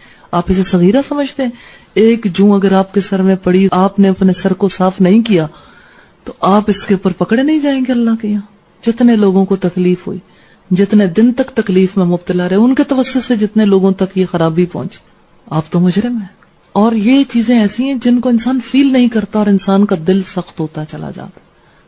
تو یہ چھوٹے چھوٹے کام بظاہر نظر آتے ہیں. مثلا آپ اچانک یہاں سے اٹھے, ٹیشو پیپر نیچے پھینک کے چلے گئے. آپ نے کہا یہ بھلا کون سی بات ہے, چھوٹی سی تو بات ہے, خود ہی کوئی اٹھا لے گا بعد میں. اچھا, کسی اور پہ فرق بعد میں پڑے گا, آپ کے دل پر پہلے پڑے گا. آپ کا دل سخت ہو گیا, آپ نے ماحول کی خرابی کو فیل نہیں کیا, آپ نے طہارت کا خیال نہیں رکھا. طہارت تو ایمان کا حصہ ہے نا. نفس مطمئنہ کے لیے طہارت کی ضرورت ہے, صفائی کی ضرورت ہے. تو صفائی تو چھوٹ گئی. جب صفائی چھوٹی ہے تو آپ کے دل کو پریشانی بھی نہیں ہوئی. دل کو پریشانی کیوں نہیں ہوئی؟ ان اللہ یحول بین المرء وقلبہ, اللہ حائل ہے بندے اور اس کے دل کے درمیان. آپ کو توجہ کرنے کا موقع ہی نہیں ملا کہ میں نے کیا خطا کی, کیا غلطی کی. آپ کے کپڑے میلے تھے, اسمیل سے بھرے ہوئے کپڑے. ٹھیک ہے, اللہ نے انسان کا بدن بنایا ہی ایسے, اسے پسینہ آئے گا, جسم گندا ہوگا, اسمیل آئے گی کپڑوں میں. آپ نے یوں کیا, باقی لوگوں کے صاف ستھرے کپڑے استری کیے ہوئے کپڑوں کے درمیان میں اپنے کپڑے پھینک کے چلے گئے. سارے کپڑوں سے اسمیل آنی شروع ہو گئی. آپ نے کہا میں کیا کروں, میں کہاں رکھوں؟ یہ کیا ہے؟ سرکشی نہیں ہے. آپ نے اپنے آپ کو سرکشی کی غذا دی. چھوٹی چھوٹی باتیں ہیں, لیکن انسان فیل نہیں کرتا کہ میری پکڑ کہاں سے ہوتی, میرا اخلاق کہاں سے خراب ہوتا ہے, میرے معاملات کہاں سے بگڑتے ہیں. ایسے ہی کسی نے کچن میں جا کے گلاس رکھا, اور گلاس رکھا بے دھیانی سے, دوسرا گیا اس نے یوں ہاتھ کیا اور گلاس گر کے ٹوٹ گیا. آپ کی طبیعت پہ اثر ہی نہیں ہوا. اس گلاس کے حوالے سے آپ نے سوچا ہی نہیں کہ ہاں یہ میری خطا تھی, میری غلطی تھی, میں نے کیوں یہاں رکھا, میں واش کرتی اسے اپنی جگہ پہ پلیس کر دیتی, یہ گلاس نہ ٹوٹتا. وہ گلاس ٹوٹا, آپ لاپرواہ ہو گئے, بے پرواہ ہو گئے کہ اس ٹوٹنے میں میری پکڑ نہیں ہوگی. جب اللہ کے یہاں آپ سے وہ گلاس مانگا جائے گا, لاؤ وہ گلاس کہاں ہے, پھر کہاں سے لا کر دیں گی, کہاں سے لائیں گی؟ اور دنیا میں جو احساس نہیں ہوا اس کی وجہ سے نفس سرکش ہو گیا, اللہ کے آگے جھکا ہی نہیں. اچھا, انسان یہ سمجھتا ہے نا بس ٹھیک ہے میں نے ذکر کر لیا, نمازیں پڑھ لی, روزے رکھ لیے, میں بڑا نیک پاک ہوں. پاکی کا پتہ تو چلتا ہے دوسرے کے ساتھ رویے سے کہ آپ کتنے پاک ہیں. ایسے تھوڑی پتہ چلتا. آپ یہاں کھڑے ہوئے, آپ نے ادھر کھڑے ہو کے کنگھی کی, ادھر کھڑے ہو کے کنگھی کی, سارا کارپیٹ آپ نے بھر کے رکھ دیا. آپ اپنی جگہ بالکل مطمئن ہیں. جانتے ہیں کیوں مطمئن ہیں؟ ان اللہ یحول بین المرء وقلبہ, اللہ بندے اور اس کے دل کے مابین حائل ہے, نہیں پتہ لگنے دیتا. نفس کی خرابی کا احساس پھر اللہ نہیں ہونے دیتا. سرکش ہو جاتا ہے انسان. اس لیے خطائیں کرنی چھوڑنی, ان غلطیوں کے بارے میں ضرور دیکھنا ہے کہ غلطی کہاں سے ہوتی ہے جس کی وجہ سے نفس کو سرکشی کی غذا ملتی ہے. اب دیکھیں, آپ نے کپڑے پریس کیے, آپ کا کپڑا جل گیا, آپ کو کپڑے کا اتنا صدمہ ہے کہ آپ یہ بھول گئے کہ میرے جلے ہوئے کپڑے کے آثار استری پر باقی ہیں. آپ نے کہا میں کیا کروں, میں اپنا کپڑا دیکھوں, میرا تو پہلے اتنا نقصان ہو گیا. آپ نے استری چھوڑی, اب چلے گئے. آپ نے اپنے کپڑے کا جو کرنا تھا سو کرنا تھا. اب جس وقت کوئی دوسرا فرد آیا, اس نے اپنا کپڑا پریس کرنے کی کوشش کی, وہ جلا ہوا حصہ تھا نا, وہ جس وقت گرم ہوا اس کے کپڑے کے ساتھ وہ چپک گیا. اب کیا ہے, ہو سکتا ہے کہ اس کا کپڑا بھی جل گیا ہو, یا ہو سکتا ہے کہ وہ داغ اس کے اوپر لگ جائے. اب آپ نے تو کہا کہ میں تو فارغ ہوں, میرا کپڑا جلا ہے, دوسرے کا جلا, تو آپ یہ کہہ دیتے ہیں ہاں صبح میں نے بھی پریس کیا تھا, میرا بھی جل گیا تھا. اب آپ دیکھیں, احساس نہیں ہے نا کہ میرے سے کیا خرابی ہوئی. یہ احساس کیوں نہیں ہوتا؟ ان اللہ یحول بین المرء وقلبہ, احساس لٹ جاتا ہے, نہیں احساس ہوتا ذمہ داری کا, کیونکہ ایک انسان اپنے آپ کو غیر ذمہ دار, غیر جواب دہ سمجھتا ہے. اپنے کاموں کے لیے اللہ کے آگے پیشی کا احساس نہیں ہوتا. تو باتیں یہ چھوٹی چھوٹی ہیں, لیکن ان چھوٹی چھوٹی باتوں کی وجہ سے بھی کہ ایک انسان کے اندر کتنی بڑی سرکشی آ جاتی ہے. تو یہ بات کلیئر ہوئی کہ انسان کا نفس کیسے سرکش ہوتا ہے اور برائیوں پر کیسے آمادہ ہو. مثال کے طور پر آپ باہر نکلتے ہیں یا آپ اندر آنا چاہتے ہیں, آپ شوز رکھ کے آئے, آپ نے کہا اچھا ٹھیک ہے, اب میں نے تو اپنی طرف سے اپنے شوز ٹھیک ہی رکھے تھے, تو بعد میں آنے والوں کی ذمہ داری تھی وہ اپنے شوز ٹھیک رکھتے. لیکن یہ ہے کہ آپ نے ٹھیک کہاں رکھے تھے؟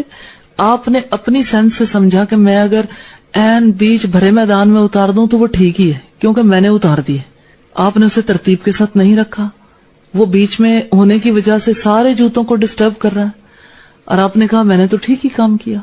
ये आप अपने आप को जब रियलाइज कराते हैं ना एक गलती पर कि मैंने तो ठीक ही किया, ये क्या है? ये पर्दा है जिसकी वजह से आपको अपने नफ्स की खराबी नजर नहीं आती। दूसरों के साथ रवैये में, माहौल के अंदर रहते हुए इंसान जो खराबियां पैदा करता है उसकी वजह से दिल सख्त हो जाता है, उसकी वजह से इंसान के मसाइल पैदा हो जाते हैं। मसलन आपने वॉश बेसन पे वुजू किया, वॉशरूम में आप वुजू कर रहे हैं और आप जो है वुजू करने के बाद निकल आए तेजी के साथ कि मैंने तो अब जमात के साथ नमाज पढ़नी है, नमाज जो है वक्त पे अदा करनी चाहिए। पूरा वॉशरूम गीला है, वॉश बेसन जो है वो पूरे का पूरा आपने पानी से भर दिया, आपको कोई एहसास ही नहीं इस बात का कि किसी दूसरे ने भी जाना है। आपने समझा शायद दुनिया में मैं अकेली पैदा हुई, जो मर्जी करती फिरूं, को पूछने पकड़ने वाला नहीं है, न मुझे किसी ने देखा, न मेरी इस गलती पर कोई पकड़ होने वाली है। लिहाजा आप सुकून के साथ जाके लंबे लंबे कयाम करती हैं, सजदे करती हैं, लंबी लंबी दुआएं करती हैं, और आपने इस बात का एहसास नहीं किया कि मैंने अभी अभी लोगों के हक में क्या खिलाफ वर्जी की है। तो आपको तो यूं फील हो रहा है कि मुझे तो बड़ा इत्मीनान है, नमाज की वजह से, अपनी दुआओं की वजह से, अपने कयाम की वजह से, रुकू सजदे भी बड़े अच्छे हो गए, दिल बड़ा मुतमईन है। लेकिन उसके बाद आप नेकी का कोई और काम करना चाहते हैं तो आपका दिल करता है चलो कोई बात नहीं, कोई और ही कर लेगा। असरात उसके नजर आते हैं वाज़ेह तौर पर। नेकियां करने से इंसान की तबीयत गुरेजा होती है, हालांकि इतना बड़ा नेकी का काम किया ना सलाम, फिर गुरेजपा होता है इंसान। तो ये गुरेजपाई क्यों है? कि पीछे अगर झांक कर देखे उसे अपनी गलतियां, तब महसूस होंगी जिस वक्त अल्लाह से माफी मांग ले, फिर उसे गलती का एहसास होता है, हाँ मैंने यहाँ गलती की थी। जिसको अपनी गलतियां नजर आनी शुरू हो जाए ना, वो अल्लाह का शुक्र अदा करे कि हाँ अल्लाह ने मेरे नफ्स की खराबियां मुझ पर अयां कर दी, पर्दा हटा दिया। क्या मुझे पता लगता है कि मैं क्या खराबी करती हूँ। इस बात को कभी अपने हक में बुरा ना समझे, मुझे अपनी हमेशा खराबियां ही नजर आती हैं। खराबियां नजर आना जो है ये बड़ा पॉजिटिव है, ये बहुत बड़ी ब्लेसिंग है, क्योंकि नजर आएंगी, तौबा होगी, गलतियों की इस्लाह होगी, उसकी वजह से आप खुद सुकून में रहेंगे, दूसरे लोगों को आपसे सुकून मिलेगा, पूरा माहौल पुरसुकून हो जाएगा। यही तो इस्लाम चाहता है, सलामती। जो इस्लाम कबूल कर लेता है खुद भी सलामती में आता है, दूसरे भी उससे सलामत हो जाते हैं। देखें कैसी अजीब बात है कि इंसान हर नमाज के बाद दाईं साइड पे भी कहे अस्सलाम वालेकुम, बाईं साइड से भी कहे अस्सलाम वालेकुम, लेकिन किसी को उससे सलामती मिले ही नहीं। बोले तो तकलीफ दे बोले, चुप रहे तो तब तकलीफ कि पता ही ना चले कि इसको क्या हुआ है। ऐसे पत्थर का पत्थर चला जा रहा है, कहीं पत्थर बैठा हुआ है, कहीं पत्थर चल रहा है, ना कोई एहसास है, ना कोई जज्बा है, ना किसी के लिए कोई फीलिंग्स है, ना किसी के दुख में कोई शरीक है, ना किसी की खुशी में, ना चेहरे पर स्माइल आती है, ना ही किसी का कोई लिहाज है, बस एक हिर्स है। मतलब मैंने किसी को खाना खाते हुए देखा, मुझे लगा कि शायद आज तक कभी खाना नहीं खाया, पहली दफा ये पहला और आखिरी खाना है, इसके अलावा नहीं।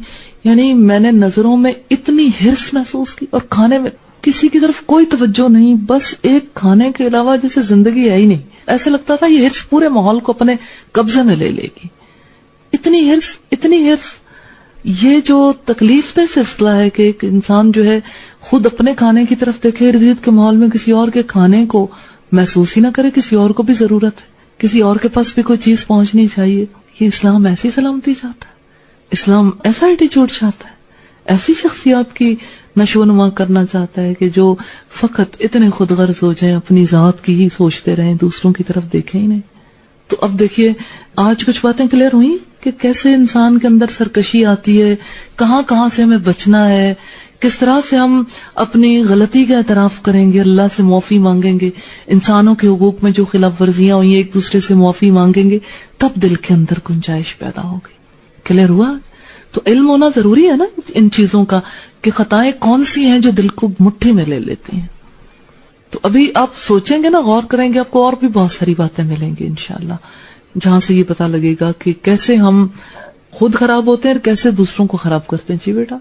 मैडम, मैं आज के हवाले से कुछ बातें इस वक्त चाहती हूँ कि मैं शेयर करूँ कि कल्ब के हवाले से, जैसे आपने बात का आगाज किया कि नबी सल्लल्लाहु अलैहि वसल्लम ने फरमाया कि इंसान के जिस्म में एक लोथड़ा है, और उसके बाद ये बताया कि इन्नल्लाह यहूलु बैनल मरी व क़ल्बिही।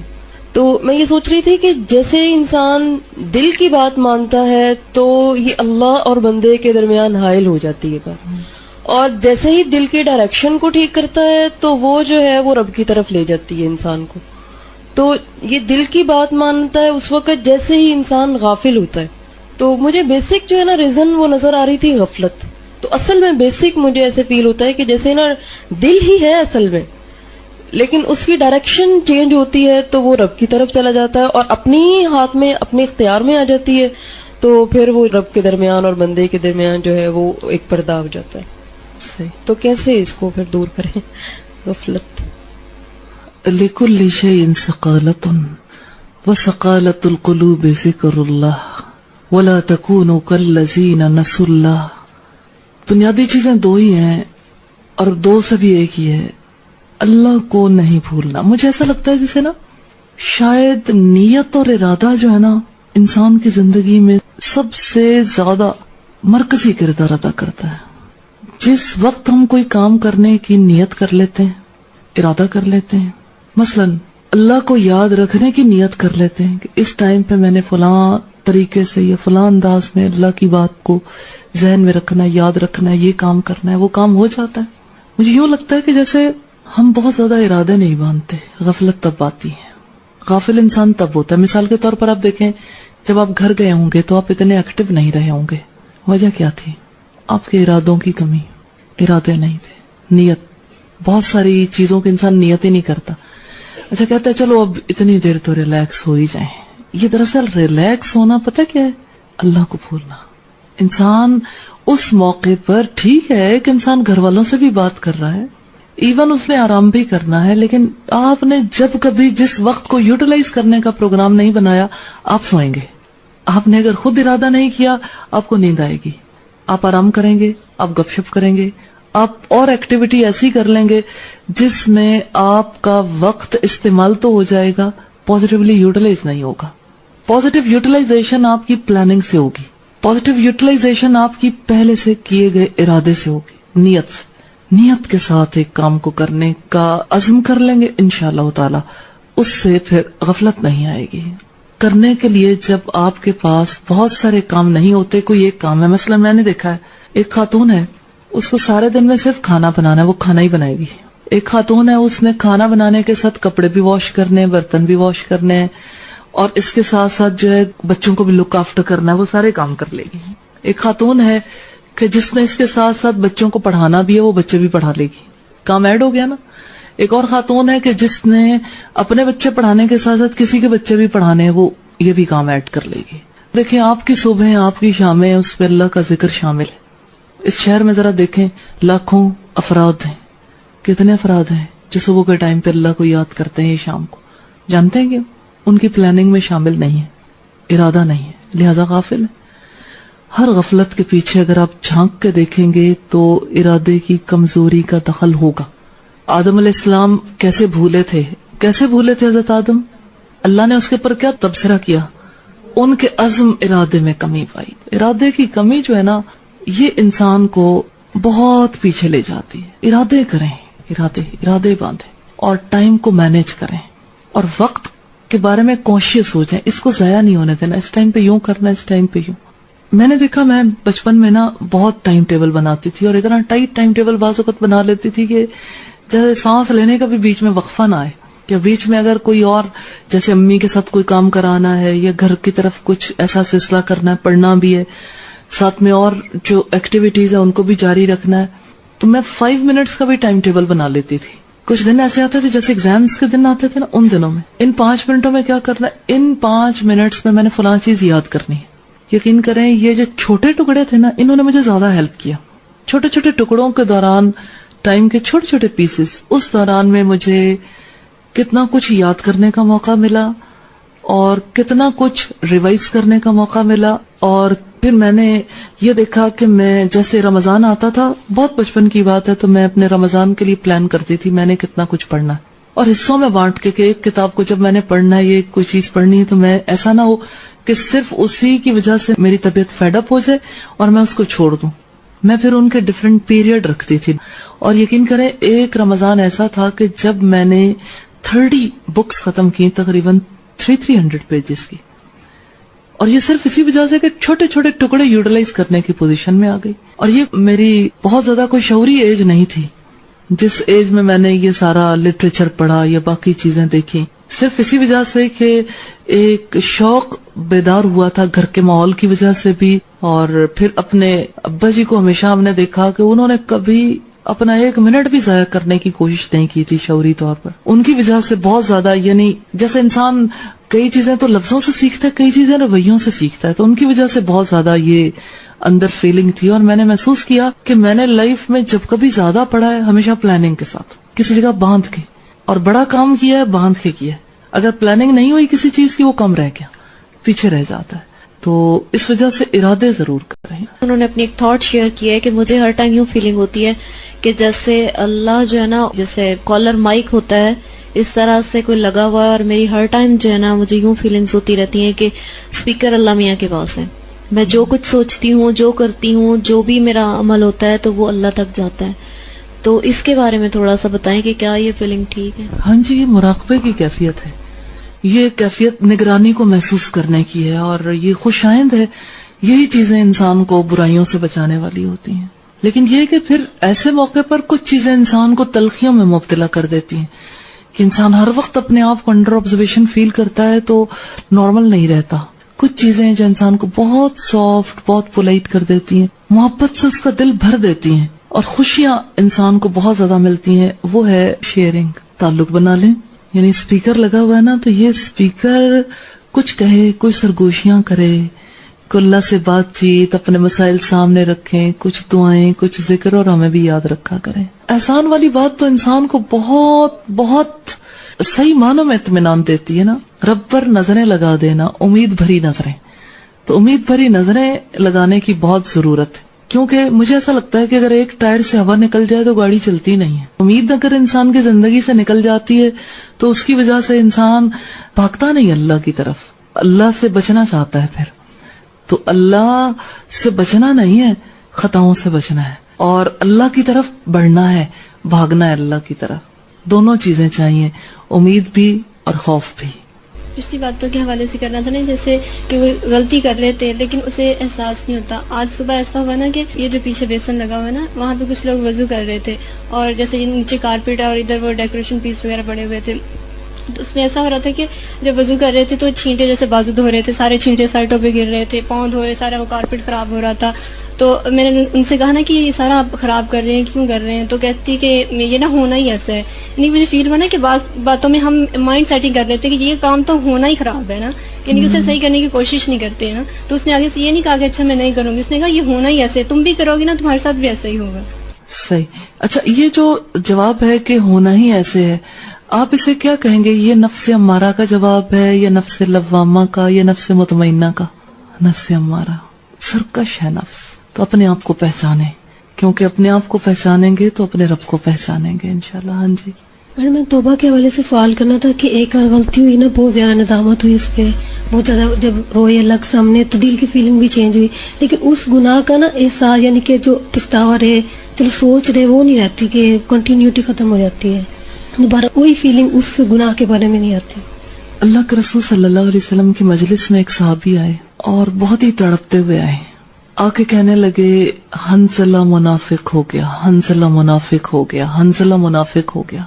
हंजला के बारे में हमें यह भी पता चलता है कि आने से पहले हजरत अबू बकर सिद्दीक के पास भी गए थे और उनको भी यही बात कही थी कि हंजला मुनाफिक हो गया। तो हजरत अबू बकर ने पूछा कि हंजला को क्या हुआ? तो कहने लगे जो कैफियत रसूलुल्लाह की मजलिस में होती है बाद में नहीं होती। तो कहने लगे हजरत अबू बकर के ये कैफियत तो मेरे साथ भी है। फिर रसूलुल्लाह की मजलिस में गए, फिर हंजला की ये कैफियत सामने आई। आप सल्लल्लाहु अलैहि वसल्लम ने क्या जवाब दिया?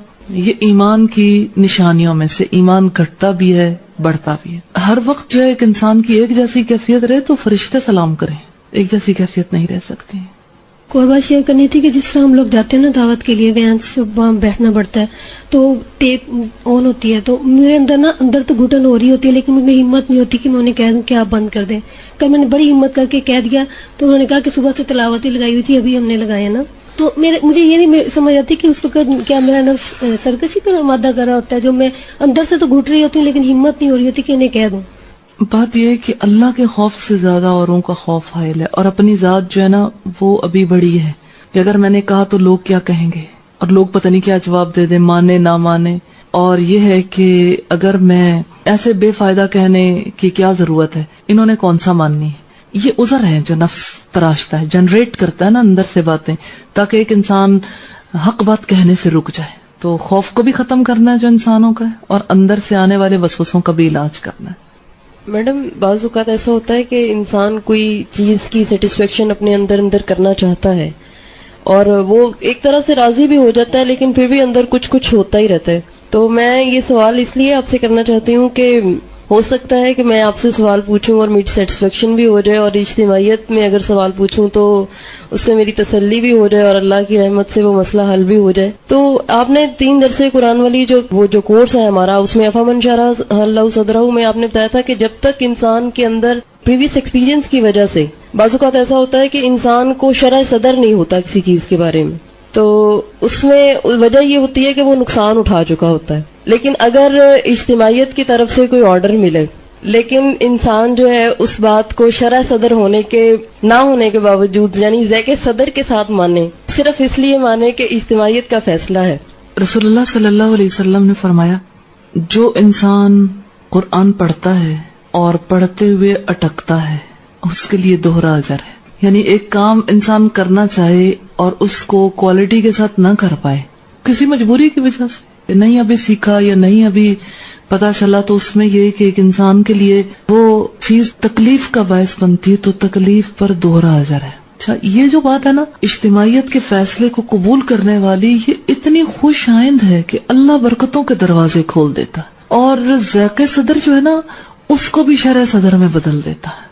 ایک بار انسان اللہ کے حکم کے آگے جھکتا ہے، اللہ اسے نصرت بھی عطا کرتا ہے، برکت بھی عطا کرتا ہے، اور اللہ تعالیٰ اس کے دل کو، اس کے سینے کو اس گھٹن سے بھی بچا لیتا ہے. لیکن اپنے معاملات کو اللہ کے حوالے ضرور کرنا چاہیے، دعا بھی کرنی چاہیے. رب اشرح لی صدری ویسر لی امری واحلل عقدۃ من لسانی یفقہوا قولی. کوئی ایسی بات نہیں ہے، گھٹن بنیادی طور پر ہوتی شیطانی عمل کی وجہ سے ہے. کبھی یہ اپنے نفس کی وجہ سے ہوتی ہے کہ ایک انسان اپنے طور پر سمجھتا ہے کہ یہ چیز کبھی میرے حق میں مناسب نہیں رہی، کبھی مجھے اس سے فائدہ نہیں رہا، تو بعد میں پتہ چلتا ہے کہ اس سے زیادہ فائدہ ہی میرے حق میں کوئی نہیں تھا. ایسے ہی میں نے ساری زندگی یوں سمجھے رکھا، ہو سکتا ہے کہ وہ گھٹن ہمیشہ کے لیے دور ہو جائے. تو اس وجہ سے بس اللہ کے حکم کی آ گئی سر چکانا کہ یا اللہ مجھے تو پتا نہیں، اور میرا دل بھی میرے اختیار میں نہیں، آپ نے میرے دل کو بھی مائل کرنا ہے، مجھے برکت بھی عطا کرنی ہے، میرے سینے کی گھٹن کو دور کرنا ہے، اور میری مدد فرمانی ہے، میرے کام میں برکت بھی عطا فرمانی ہے.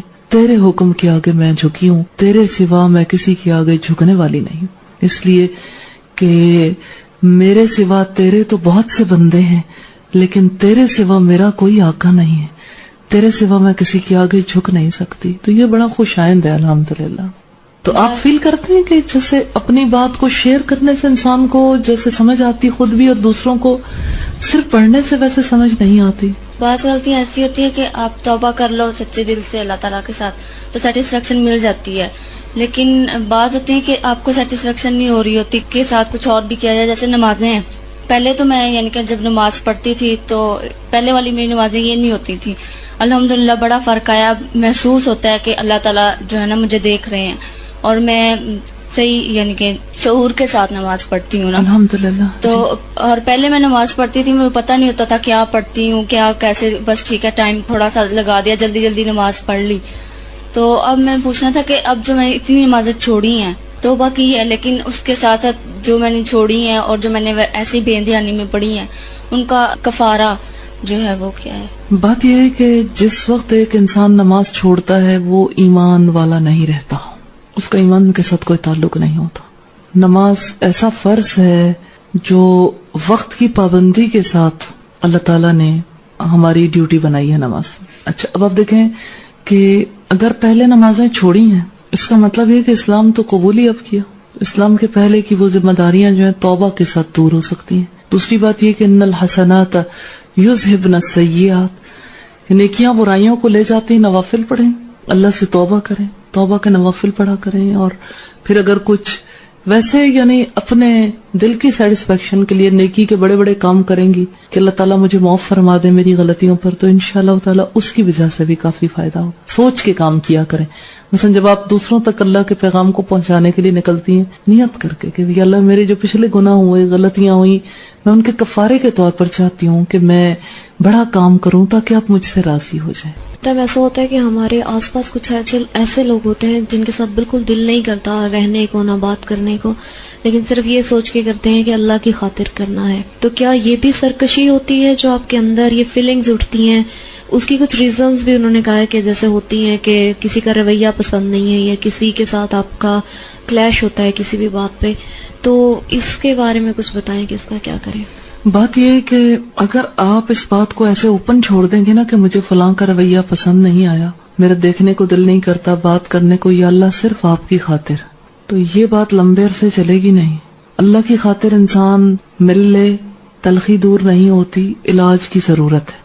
ایک انسان جو ہے ایسے موقع پر اپنے آپ سے یہ سوال کیوں نہیں کرتا کہ میں بھی اگر اللہ کو ایسے ہی ناپسند ہوئی اور اللہ مجھے ایسے ہی دیکھنا نہ چاہے یا اللہ مجھے ایسے ہی اگنور کرنا چاہے, پھر میں کیا کروں گی؟ میں کیوں دوسروں کو برا سمجھتی ہوں؟ ہو سکتا ہے اللہ اسی وجہ سے مجھے اپنی نظروں سے گرا دیں, اسی وجہ سے اللہ تعالیٰ میرے سے ناراض ہو جائیں, اور آخر میرے میں اس سے کیا چیز زیادہ ہے؟ مال کی وجہ سے میں اترا رہی ہوں, یا میں اپنے حسن کی وجہ سے, یا خاندان کی وجہ سے, یا میری حیثیت زیادہ مضبوط ہے؟ کون سی ایسی چیز ہے جس نے ہمیشہ باقی رہ جانا ہے؟ جب اصل حیثیت اعمال کی ہے تو پھر اس کے اعمال دیکھیں دوسروں کے. ہو سکتا ہے کتنے ہی اعمال ہوں جو دوسروں سے زیادہ بہتر ہو سکتا ہے کہ اللہ کی نظر میں وہ مجھ سے زیادہ اچھا انسان ہو جس سے ملنے کو میرا جی نہیں چاہتا. تو فیصلے اپنے نفس سے کیوں لینے ہیں؟ اللہ کی نظروں سے دیکھنا چاہیے کہ اللہ تعالیٰ کیا چاہتے ہیں. اور اللہ کی نظروں میں اگر کوئی زیادہ متقی ہے, پرہیزگار ہے, ایک انسان جب یہ سوچتا ہے کہ اپنی نظر سے خود کو دیکھ کے خود کو اچھا سمجھتی ہوں نا اور دوسروں کو برا, اللہ کی نظروں سے کیوں نہیں دیکھتی, تو فیصلے تو سارے اپنے نفس سے لیتی ہوں. تو یہ نفس تو نفس امارہ ہے, سرکش نفس ہے. یہ اللہ کے آگے تبھی جھکے گا جب اللہ کے سامنے اپنی خطاؤں کا انسان اعتراف کرتا ہے, غلطیوں کا, اور پھر اپنے جانے کا احساس, پھر اپنی پیشی کا احساس. یہ چیزیں انسان کو تھوڑا فائدہ دیتی ہیں. تو دوسروں کے بارے میں اپنے نقطہ نظر کو بھی صحیح کرنے کی ضرورت ہے. یہ کوئی زیادہ لمبا چوڑا کام نہیں ہے. جو اچھا نہیں لگتا اس کو گفٹ دے دیں, تحائف دیں. تحادو تحابو, تم ہدیے کا لین دین کرو, تم آپس میں محبت کرنے لگو گے. تو محبتیں بڑھانے کے لیے سلام کریں, سلام کو رواج دیں, تحائف کو رواج دیں, کھانے کریں, خود ہی ٹھیک ہو جائے گا معاملہ انشاءاللہ. اگر واقعی برائی ہو تو ہمارے میں کون سی برائی نہیں ہے؟ اگر اللہ ہمیں اس دھرتی پر رہنے کی اجازت دیتا ہے تو اس کو ہم کیوں نہیں اجازت دیتے؟ یعنی یہ دیکھیں نا, اللہ کی طرف سے فیصلہ ہونا چاہیے نا کہ اگر اللہ ہمیں اجازت دے رہا ہے, ہم اس کی برائی کو برداشت نہیں کر پا رہے, تو اپنی برائیوں کو تو دیکھیں. واقعی برائی ہو تب بھی آپ کا حق نہیں ہے کہ اسے برا سمجھے, آپ نے حسن سلوک ہی کرنا ہے. یہ کہا ہے کہ میں ایک ایسی کمیونٹی میں ہوں جہاں نان مسلمس بھی ہوتے ہیں اور ان کو بہت سارے برے کام کرتے ہوئے دیکھ کے پھر میرا دل نہیں کرتا ان سے بات کرنے کو, تو کیا اس پہ بھی یہی ساری چیزیں اپلائی ہوتی ہیں جیسے آپ نے بھی کہا؟ برے کاموں کو دیکھ کر برائی سے روکنا چاہیے بجائے اس کے بات کرنا چھوڑ دیں. تو بات کرنا چھوڑنا جو ہے نا, یہ ایک اور عذر ہے نفس کا کہ برے افراد ہیں, برے کام کرتے ہیں, تو میں بات نہیں کروں گی تو بات بن جائے گی. جس کمیونٹی میں انسان رہتا ہے وہاں کرسچنس ہوں یا نان مسلمس ہوں, اگر وہ غلط کام کر رہے ہیں اور انسان ان کو بھلائی کی طرف بلائے, اچھے طریقے سے روکنے کی کوشش کرے, تو ایسی بات نہیں ہے کہ ایک انسان دوسرے تک اپنا میسج کنوے نہیں کر سکتا بھلے سے وہ نہ مانے. آپ کا تو فرض ادا ہو گیا نا, آپ نے اپنی طرف سے تو یہ کام کر لیا. اسی وجہ سے تو اسلام کی دعوت نہیں پھیلتی کہ لوگوں نے برائی کو برا سمجھنے کی بجائے برا کام کرنے والوں کو برا سمجھنا شروع کیا اور ان کو روکنا چھوڑ دیا. کس کس نے کوئی اچھا ارادہ کیا ہوا, یہ برا ارادہ, ہاں یہاں بیٹھ کے کچھ کھانا نہیں ہے, یہ آپ کے دل کو سخت کر دے گا کھانا. 2 کھانے اکٹھے نہیں کھائے جا سکتے. آپ کا شعور اور آپ کا جسم دونوں اکٹھے غذا نہیں لے سکتے, ایک لے گا. جب آپ پانی پیتے ہیں تو آپ کی سانس کی نالی کے آگے ایک ڈھکن آ جاتا ہے تاکہ سانس کی نالی کے اندر پانی یا غذا نہ چلی جائے, کیونکہ اگر چلی جائے تو آپ کو اتھر لگتا ہے, آپ کو کھانسی آتی ہے, ریئیکشن ہوتا ہے. ایسے ہی جب آپ کوئی چیز منہ میں رکھ لیتے ہو, آپ نے اپنے آپ کو میسج دیا اس طرح سے مجھے نیند نہیں آئے گی. بھلا قوت ایک ببل گم کے اندر ہے, چوئنگم کے اندر, یا سونف کے اندر, یا کسی کھانے والی چیز کے اندر. قوت کا مرکز و منبع اللہ ہے. اللہ سے مانگے نا. اب دیکھیں نا, جس موقع پر آپ نے اپنا دل اللہ سے جوڑ کے رکھنا, آپ نے چوئنگم سے جوڑ لیا, چلو کام ختم. یہ چھوٹی چھوٹی باتیں ہیں, لیکن یہ آپ سب لوگوں کے مسائل ہیں. مثلا میں نے دیکھا کہ کچھ لوگ جو تھے قرآن پڑھتے ہوئے یا اللہ کا دین سیکھتے ہوئے, انہوں نے اپنا دل دال سوئیوں سے لگائے ہی رکھا, نمکوں سے. کچھ لوگوں نے اس کے علاوہ جیسے چوئنگم سے یا سویٹس میں سے کسی چیز سے دل لگائے رکھا کہ اچھا ٹھیک ہے, اب یہ جو ہے نا کھاتے رہیں گے اتنی دیر تک ہم ٹھیک رہیں گے. تو آپ کا جسم تو ٹھیک رہا, لیکن آپ کا جو روحانی یا شعوری معاملہ ہے وہ ٹھیک نہیں رہا. تو آپ نے اصل میں کس چیز کو ٹھیک رکھنا ہے؟ یہ تو آپ اپنے آپ کو انالائز کر لیں کہ آپ نے اصل میں یہاں بیٹھے ہوئے کس چیز کو حاضر رکھنا ہے. اس کے لیے آپ کی زبان اور آپ کے پیٹ کا کیا تعلق ہے, مجھے یہ بتا دیں. خود سوچیں نا, کوئی ہے تعلق؟ اس کے لیے پھر کس چیز کا تعلق ہے؟ الرٹ رہنے کے لیے کس چیز کا تعلق ہے؟ یعنی آپ کی ریزننگ, آپ کا اللہ سے تعلق, آپ کا ذکر, آپ کا ارادہ, بہت ساری چیزیں کاؤنٹ کرتی ہیں. تو آپ اپنے ارادے کا کام جو ہے نا چوئنگم سے لینا چاہتے ہیں. بہت ہی ناقص قسم کا خیال ہے. میم کیسے نہیں ہو سکتے دو کام؟ میں تو شروع سے جب بھی پڑھتی ہوں نا تو میرے سے ٹی وی چلائے بغیر تو پڑھا ہی نہیں جاتا تھا. وہ پڑھنا اور یہ پڑھنا فرق ہے. وہ پڑھنا شعور کے لیے نہیں ہے, روحانی تربیت کے لیے نہیں ہے. وہ پڑھنا تو صرف ایسے یعنی آنکھیں دیکھ رہی ہیں یا کان سن رہے ہیں اور ذہن کے اندر کوئی چیزیں ایسے پرنٹ, جیسے فوٹو کاپیئر ہے. تو آپ یہ کھا بھی سکتے ہیں, فوٹو کاپی بھی کر سکتے ہیں, پی بھی سکتے ہیں, فوٹو کاپی بھی کر سکتے ہیں, لیکن جس میں آپ کی عقل کی تربیت ہو رہی ہے, آپ کی روحانی تربیت ہو رہی ہے, وہاں پر اگر آپ اپنے جسمانی افعال کو جاری رکھیں گے تو آپ کے لیے مشکل ہے. مثلا جو لوگ بہت ہلتے جلتے ہیں نا, ان کا خیال گڑبڑ ہو جاتا ہے. ادھر ادھر کے ماحول میں بہت نظریں رکھتے ہیں, ان کا خیال جو ہے وہ ان کے ہاتھ سے چھوٹ جاتا ہے, پھر ان کی توجہ جو ہے کم ہو جاتی ہے. میرا خیال ہے سمجھ آ گئی ہوگی بات. ہاں جی, ہاں جی. عدیلہ نے کچھ کہنا تھا.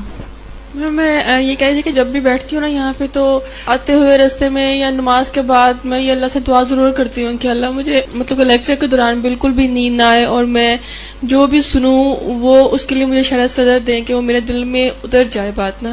تو الحمدللہ اس سے مجھے بہت زیادہ فائدہ ہوتا ہے کہ جس دن میں نہ دعا کروں اس دن مجھے بہت ڈر ہوتا ہے کہ آج مجھے نیند ضرور آئے گی, میں نے دعا نہیں کی. تو میں پھر فوراً سے دعا کرتی ہوں کہ اللہ مجھے مطلب نیند بالکل نہ آئے, اور جو میں نے سنا ہے وہ میرے دل میں اتر جائے. میں نے بس آج ہی منہ میں ڈالی تھی. کوئی اور کچھ کہنا چاہے, بتانا چاہے؟ روح کے حوالے سے ہے بات کہ اس میں ہم نے دیکھا تھا کہ قلب کا اور روح کا رشتہ, جو یہ روح ہے قلب کے خلا کو پر کرتی ہے, تو یہ کیسے پر کرتی ہے؟ مثلا اگر ان کو ہم زندگی کا نام دیں تو یہ زندگی والی بات ہے یا رب کی یاد والی بات ہے؟ دونوں طرح سے ہے. ہم جو کل پڑھ چکے ہیں نا روح کی حقیقت کے حوالے سے بات, وہ دراصل زندگی کے حوالے سے. ایسے ہی جیسے یہ بلب ہے نا, تو الیکٹریسٹی کی وجہ سے یہ روشن ہوتا ہے. الیکٹریسٹی کیا ہے؟ یہ حیات ہے, یہ روح ہے. یہ آتی ہے تو اس کی وجہ سے روشنی ہوتی ہے, اگر ڈسکنیکٹ ہو جائے روشنی نہیں ہوگی.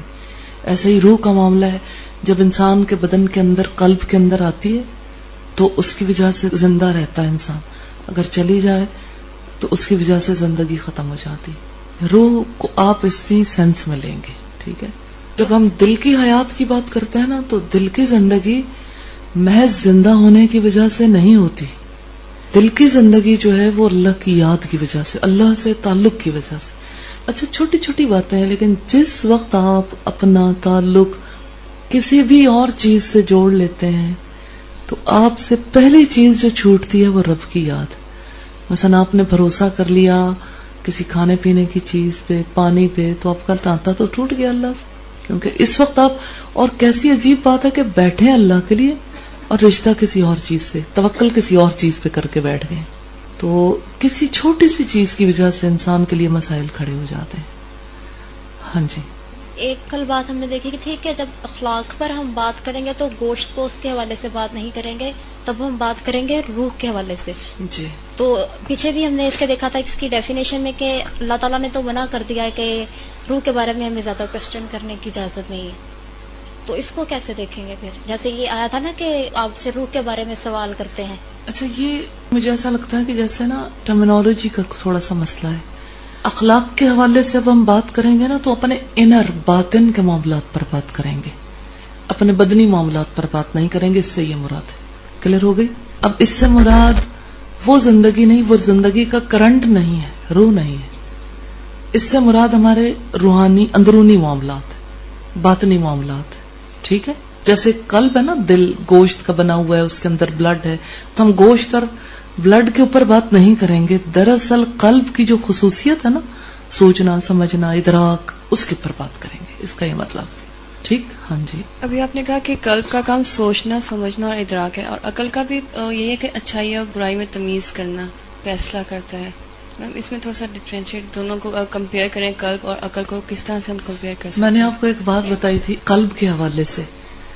قلب کو میں نے کہا تھا یہ ایک برتن ہے, انسٹرومنٹ ہے. اس انسٹرومنٹ میں کوئی چیز ہوتی ہے جس کی وجہ سے وہ کام ہوتا ہے. جیسے روح ہے نا زندگی, تو عقل کی وجہ سے وہ کام ہوتا ہے, وہاں پہ یہ کام ہوتا ہے. مثال کے طور پر یہ اسی طرح سے جیسے فرض کریں کہ کسی ہنڈیا میں یا کسی برتن میں کھانا بنتا ہے, تو آپ کہتے ہیں کہ اس میں سے یہ کھانے کا بھی وہی کام ہے اور برتن کے اندر کھانا بنتا ہے. تو کھانا کیا ہے اور برتن کیا ہے؟ ٹھیک ہے؟ تو برتن جو ہے نا وہ دل ہے, اور اس کے اندر جو کام ہو رہا ہے نا وہ عقل کے توسط سے ہو رہا ہے. ٹھیک ہے؟ تو ہم جب اس کے دل کی بات کرتے ہیں نا اوور آل, مثلا آپ کہتے ہیں کہ یہ ڈش پلیز ادھر کرنا, تو آپ نے ڈش کھانی ہوتی ہے, ڈش کے اندر جو چیز پڑی ہوئی ہے وہ کھانی ہے نا, تو آپ کہتے ہیں یہ ڈش ادھر کر دیں, ڈونگا ادھر کر دیں. تو اس سے مراد کیا ہوتی ہے؟ اس کے اندر پڑی ہوئی چیز. ٹھیک ہے؟ تو اسی طرح سے جب ہم قلب بولتے ہیں نا تو قلب کا کام مراد لیتے ہیں کہ قلب کیا کام کرتا ہے. کام ہوتا ہے عقل کے توسط سے. ٹھیک ہے؟ تو عقل جو ہے نا وہ بنیادی طور پر ہیلپ فل ہے. میڈم میں نیت اور ارادے کے حوالے سے کہنا چاہ رہی تھی کہ نیت اور جو ارادہ ہے نا, یہی انسان کی زندگی میں بہت بڑا رول پلے کرتا ہے. جتنی آپ کی خالص نیت ہوتی ہے نا تو اتنا ہی زیادہ معاملات بھی آسان ہو جاتے ہیں. جیسا کہ یہاں سے آنے سے پہلے ہم نے نیت کی, بلکہ نیت بہت زیادہ تھی کہ اللہ تعالیٰ اپنے لیے چن لے, اور یہ تھا کہ اللہ تعالیٰ اپنے لیے خالص کر لے اور ان لوگوں میں شامل کر دے جو اللہ کو پسند ہونا بہت زیادہ. تو یہی تھا کہ پورا سال ہو گیا تھا تو کہیں پہ بھی چین نہیں ملتا تھا. یہی سوچ آتی تھی کہ اللہ تعالیٰ کے جو بہترین لوگ ہیں وہ اور قسم کے ہوتے ہیں نا. اللہ تعالیٰ سے دعائیں بھی یہی کی کہ اللہ تعالیٰ ان لوگوں میں شامل کرے جو تیری نظر میں بہترین ہو نا, کیونکہ اصل سکون اور اصل اطمینان انہی لوگوں میں شامل ہونے میں اور انہی لوگوں کو اپنانے میں اور ان کے اندر رہنے میں ہے نا. تو یہی ارادہ کیا اور بہت زیادہ نیت کی, سارا سال دعائیں کی بہت زیادہ. پھر یہی دعا کی یا اللہ جو تجھے پسند ہو وہاں لے جا. تو جب یہاں پہ آئے تو اتنا زیادہ سکون ملا اور اس بات پہ اتنا زیادہ یقین آیا کہ واقعی اللہ تعالیٰ کو یہ لوگ سب سے زیادہ پسند ہیں. ڈفرینٹ جگہ پہ اور بھی میں گئی, میں نے دیکھا, لیکن دل کو تسلی نہیں ہوئی. میں نے یہی دعا کی یا اللہ جو تجھے بہترین لگے مجھے ان تک پہنچا دے. تو مجھے اس بات پر بھی بہت زیادہ یقین بھی فیل ہوا کہ اللہ تعالیٰ کی نظر میں بہترین لوگوں میں انشاءاللہ تعالیٰ آ گئے. تو انشاءاللہ تعالیٰ بہترین لوگوں کا ہی سفر کرنا ہے دنیا میں. اللہ کی نظر میں اچھا وہی ہے جو کوششیں کرتا رہتا ہے, گرتا ہے لیکن کوششیں کرتا ہے, خطا کار ہوتا ہے لیکن معافی کا خواستگار ہوتا ہے. اور اللہ کی نظر میں اچھا وہی ہے جو اللہ کی طرف بار بار پلٹ آتا ہے. تو میں سمجھتی ہوں کہ الحمدللہ ساروں میں ایک قدر مشترک ضرور ہے کہ سب پلٹنا چاہتے ہیں اللہ کی طرف, معافی بھی مانگنا چاہتے ہیں, طلب بھی ہے اور طلب کی کمی بیشی ہے. بس میں یہی بات آپ کے سامنے رکھنا چاہتی ہوں, جہاں پہ آپ اپنے طلب کی کمی محسوس کریں گے نا آپ کا رویہ بدل جائے گا. اچھا, یہ آپ نے ویسے اچھا سوال کیا کہ جب ہر وضو سے پہلے اتنی لمبی لائن میں کھڑا ہونا پڑتا ہے تو بوجھ لگتا ہے. اپنا ایکسپیرینس بتانا چاہتی ہوں. میں جب حج کرنے کے لیے جاتے ہیں نا, عمرہ کرنے کے لیے, تو انسان کو ایسے حالات پیش آتے ہیں جس میں کوئی بھی منفرد نہیں ہوتا. کسی کے لیے کوئی اسپیشل قسم کی سہولتیں بھی ہوں تب بھی لائنوں میں لگنا ہی پڑتا ہے. اور لائنیں یہاں تو ظاہر ہے 70-100 افراد کی لائن, اور کہاں پر لاکھوں لوگوں کی موجودگی میں یعنی ایک ایک لائن اتنی طویل.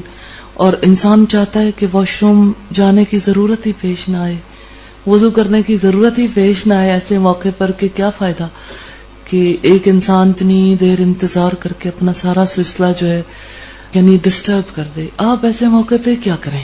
اصل میں دیکھنے کی بات یہ ہوتی ہے کہ جہاں انسان کو ڈسٹربنس ہوتی ہے وہ ڈسٹربنس کیسے ہینڈل کرے.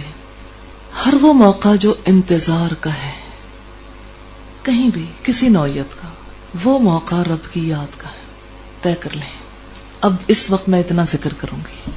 آپ کو یاد ہی نہیں رہے گا، آپ لائن میں، آپ کے لیے اتنا اچھا موقع آپ طے کر لیں اس وقت پہ نا لائن دیکھ کے کہ میں کتنی دفعہ کیا کام کر سکتی ہوں. اب آپ نے طے کر لیا، مثلاً استغفار کا طے کر لیا، آپ نے طے کر لیا میں اس وقت چلو میں 2 ایسے کلمے پڑھ لوں جو اللہ کو بہت پسند ہے. کون سے کلمے ہیں وہ؟ حدیث سنیں گے. کلمتانی خفیفتانی علی اللسان حبیبتانی الی الرحمن ثقیلتانی علی المیزان. کیا کلمات ہیں؟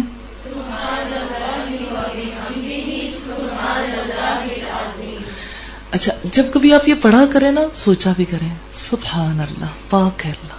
ایک انسان کو اتنی نعمت ملتی ہے نا، مثلاً آپ واش روم کے باہر کھڑے انتظار کر رہے ہیں اور آپ کہتے ہیں پاک ہے اللہ. انسان سوچتا ہے نا کہ دیکھو میرے ساتھ کیا لگا ہوا ہے، میرا کیا پروسیس ہے، کس طرح اللہ نے مجھے بنایا کہ اللہ نے میرے پیٹ کو گندگی کا گھر بنا دیا، پھر اللہ مجھے پاک کرتا ہے، اللہ نے سسٹم بنایا. پھر انسان کا دل جھک جاتا ہے سبحان اللہ و بحمدہ سبحان اللہ العظیم. واقعی اللہ کی عظمت کا احساس ہوتا ہے کہ ایسی کوئی کمی، خامی، کمزوری رب کے ساتھ نہیں ہے. اور اللہ کی رضا پر دل راضی بھی ہوتا ہے کہ ٹھیک ہے اللہ نے ایک نظام بنایا، یہی میرے لیے مفید اور مناسب ہے. اچھا، آپ نے جس وقت انتظار کرنا ہے نا، چاہے وضو ہو، چاہے آپ واش روم جانا چاہتے ہو، تو آپ نے ہر انتظار کے موقع کو ذکر کا موقع بنا دینا. اچھا، میں جب حج کرنے کے لیے گئی تو مجھے تقریباً 42 آورز جدہ ایئرپورٹ پہ اترنے کے بعد ہوٹل تک پہنچنے میں لگے، جبکہ راستہ صرف 1 گھنٹے 1.5 گھنٹے کا ہے. ٹھیک ہے، پہلے ایئرپورٹ پہ انتظار، پھر ایئرپورٹ پہ جو چیکنگ ہوتی. اتفاق سے ہم اپنے گروپ کے ساتھ نہیں تھے، میں، میرے ہسبینڈ اور ایک صاحب اور تھے.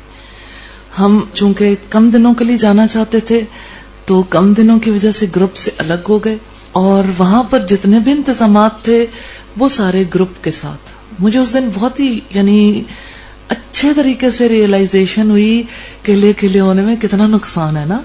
تو پھر یہ کہ سارے لوگ ہمارے ساتھ کے جو لوگ آئے تھے، ایک فلائٹ، دوسری، تیسری، ساری فلائٹس فارغ ہو جائیں، اور آخر میں جب ہمیں جگہ ملی بھی تو چونچوں کا مربع جو 2-2 3-3 لوگ تھے انہیں ایک کوچ میں سوار کر کے مکہ بھیجا کہ اب کیا ہے، اب ہر ایک کا مکتب الگ، وہ کبھی ایک سائٹ پہ جا رہے ہیں، کبھی دوسرے پہ.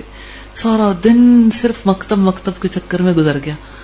اب آپ دیکھیں، جس وقت انسان یہاں سے فلائی کر کے جاتا ہے اس وقت بھی انسان سونے کی پوزیشن میں نہیں ہوتا.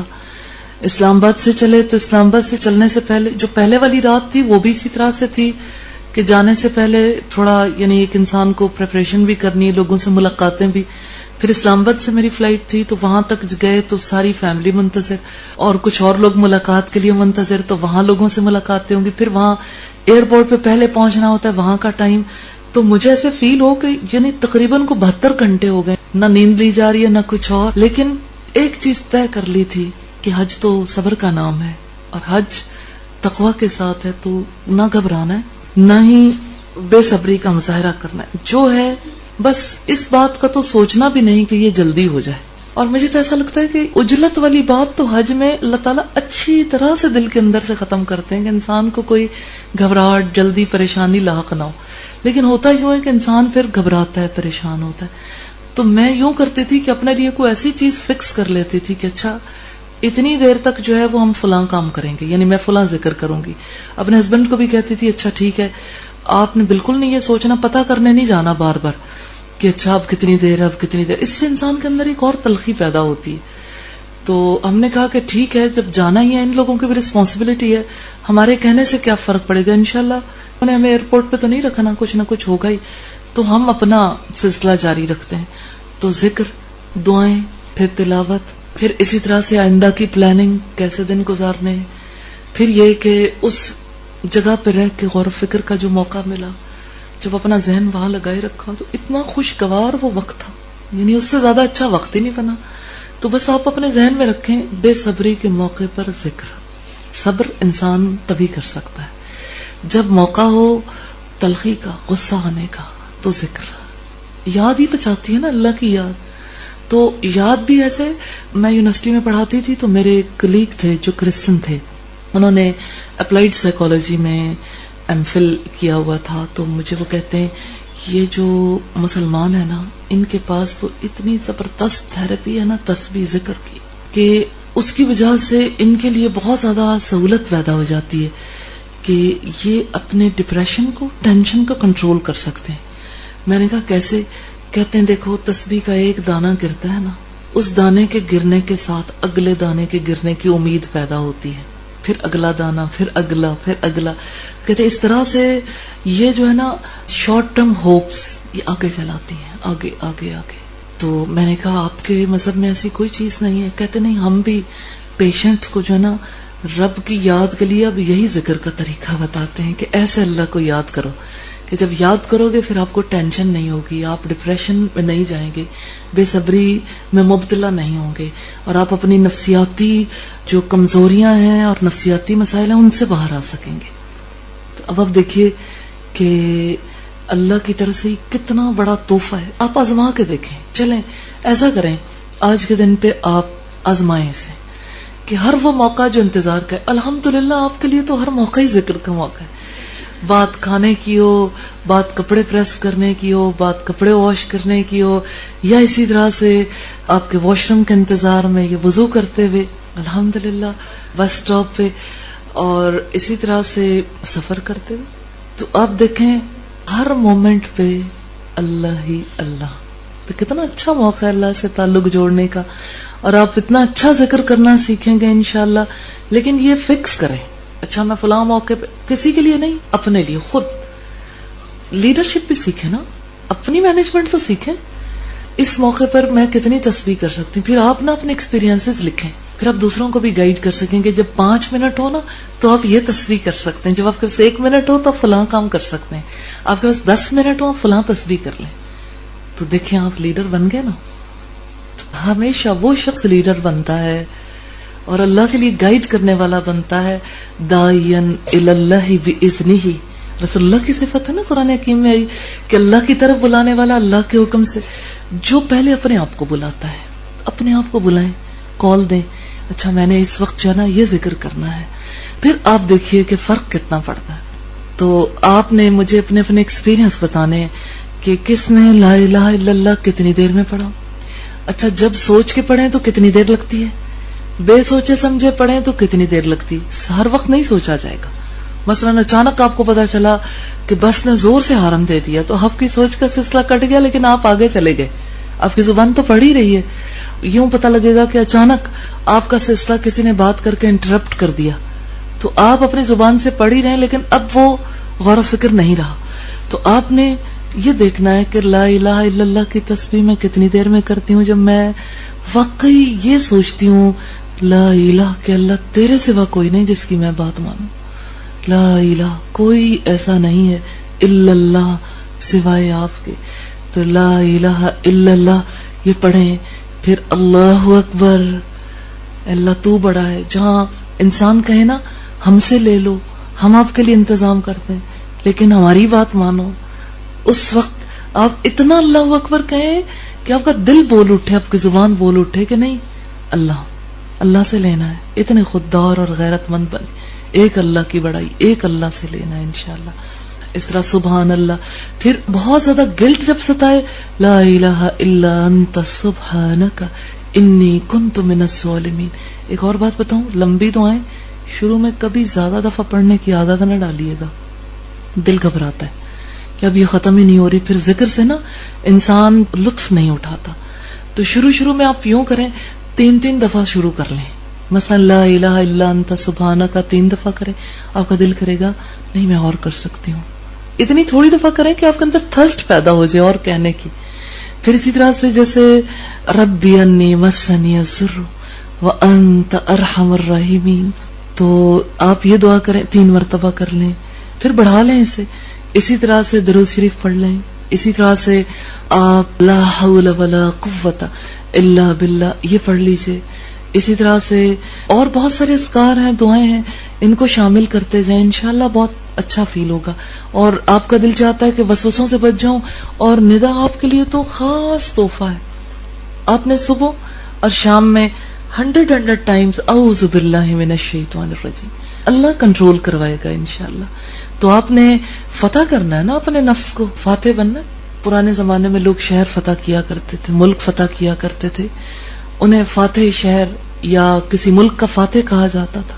ایک شہر آپ کا اپنی ذات کا بھی ہے، اس کے فاتح بن جائیں، اس کو فتح کریں، پھر اصل مزہ ہے. غلام نہ بنیں اپنی خواہش کے. مثلا الفت ہے، الفت کہتی ہے میں تو غصے کی غلام ہوں. ہو جاتا ہے نا ایسا کہ ایک انسان کو غصہ آتا ہے پھر کنٹرول نہیں رہتا. صرف الفت کے ساتھ تھوڑی ہے. آپ غصے کو اجازت دے کے دیکھیں، غصہ آپ کو چھوڑے گا نہیں، آپ کے اوپر چڑھ کے کودے گا. آپ کی آنکھوں میں غصہ، آپ کے ذہن میں غصہ، آپ کے ناک میں غصہ. نتنے کیسے پھولتے ہیں غصے میں. اور آپ کی زبان میں غصہ، آپ کے بدن میں غصہ، اور آپ سراپا ہی غصہ. ایسے لگتا ہے کہ آپ کا نام بدل گیا، الفت نہیں غصہ. تو الفت کتنا پیارا نام ہے نا. اور اس کی جگہ پہ غصہ. ظاہر ہے جب آپ ہیں ہی غسیل، غصہ بہت آئے گا تو پھر تو وہی نام ہونا چاہیے جو یعنی آپ کی شخصیت کا اظہار کرتا ہے. یہ بات میں اس لیے کر رہی ہوں کہ آپ کو غصے سے محبت نہ رہے. تو آپ نے اچھا سوال کیا. ندا کہتی ہے کہ مجھے پچھلی زندگی بہت یاد آتی ہے اور میرا دل چاہتا ہے کہ بھاگ جاؤں، لوٹ جاؤں. اچھا، انجام کو سوچتی ہو پچھلی زندگی کی طرف لوٹنے کا کیا انجام ہوگا؟ نہیں. ہاں، اب آپ کو پتہ لگتا ہے کہ انسان کیسے خطا کھاتا ہے، کیسے انسان لوٹنا چاہتا ہے کہ اپنے انجام کو نہیں سوچتا. اچھا، آگے جانے کا پتہ ہے کہ آگے آپ کہاں جا رہی ہو، آپ نے کیا کرنا ہے، لائف کیوں ملی ہے؟ بس یہی کہ انجوائمنٹ کے لیے، بس دل لگا ہوا ہے دنیا میں. اچھا، ویسے ایسی بات ہے نہیں، ایسی بات آپ کے اندر نہیں ہے کہ یہی بات ہو. میں دوسرا بھی خیال ایک آتا ہے دل میں. انجوائمنٹ کے ساتھ دوسرا خیال کون سا آ کے گڑبڑ ہو جاتا ہے؟ سمجھ نہیں آ رہی. نہیں آتی. دیکھو ایسے کتنے لوگ ہیں دنیا میں نا ندا کی طرح، جن کو سمجھ نہیں آتی ہم کیوں جیتے ہیں، ہم نے جانا کہاں ہے اور ہمارا کیا انجام ہونے والا ہے. اس وجہ سے پریشان ہے نا ندا. آپ میں سے کون ہے جو ندا کی ہیلپ کرے گا، جو ندا کو سمجھائے گا، یعنی مقصد زندگی کا شعور دے گا؟ دل چاہتا ہے. تو اب جب جائیں گے نا آپ لوگ تو آپ اسے اپنی ذمہ داری خیال کرتے ہوئے ایک ایک پوائنٹ کو لے لیں. پہلے اللہ کی ذات کے شعور پہ بات کریں گے، پھر نبی کیوں آئے، پھر مقصد زندگی پہ بات کریں گے، اور یہ کہ ہم یہاں پہ کیوں اکٹھے ہو گئے نا. ٹھیک ہے، دل چاہتا نا سب کچھ کلیئر ہو جائے. جی میڈم، اتنا دکھ ہوتا ہے، میں نے آپ کو اتنا سنا ہے پھر بھی پتہ نہیں کیوں نہیں اثر ہو رہا کسی بات. بیٹا اسی وجہ سے نا آپ نے اپنے مائنڈ کو کھلا چھوڑ دیا نا، اس کی پرواہ نہیں کی. آپ نے کہا خود ہی ٹھیک ہو جائے گا نا. میڈم اچھی باتیں بھی آ رہی ہیں اور باقی جو غلط ہوتا ہے وہ بھی ٹھیک ہے. وہ بھی ٹھیک ہے نا، وہ بھی ٹھیک ہے. کبھی کہا نہیں ہے کہ یہ غلط ہے. آپ کا رب آپ کو چھوڑے گا نہیں انشاءاللہ. انشاءاللہ اب رحمت ضرور ہوگی. دیکھیں آپ اس کے اندر چینج فیل کرتے ہیں، جو اندر کی کہانی بتا رہی ہے نا، تو چہرے کا تاثر تک الحمدللہ فرق ہو رہا ہے. جزاک اللہ. ہم بات کر رہے تھے قلب انسانی کی.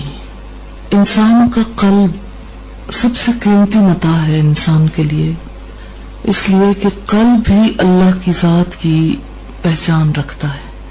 قلب ہی کو یہ قوت عطا کی گئی ہے کہ وہ اللہ کی معرفت حاصل کرے.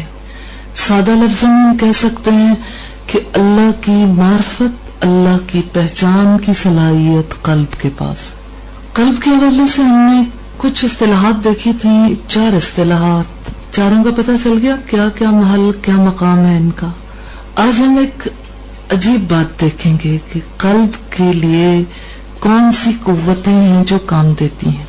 انسان کا دل یہ بنیادی اہمیت کا حامل ہے نا، تو قلب کے لشکر، قلب کی فوج، قلب کی آرمی کون سی ہے، جو قلب کے ساتھ کام کرنے والے مومنین ہیں وہ کون سے ہیں. قرآن حکیم میں رب العزت نے فرمایا وَمَا يَعْلَمُ جُنُودَ رَبِّكَ إِلَّا هُ، تمہارے رب کے لشکروں کو بجز رب کے کوئی نہیں جانتا. رب کے لشکر کون کون سے؟ اگر دیکھنا چاہیں تو ہر زندہ مخلوق، ہر وہ مخلوق جس کی زندگی کی حقیقت کو ہم نہیں سمجھتے، جاندار غیر جاندار، ہر ایک. مثال کے طور پر آپ دیکھیں جیسے قرآن حکیم میں آتا ہے کہ ہم نے ان کی مدد ایسے لشکروں سے کی جو انہیں نظر نہیں آتے تھے.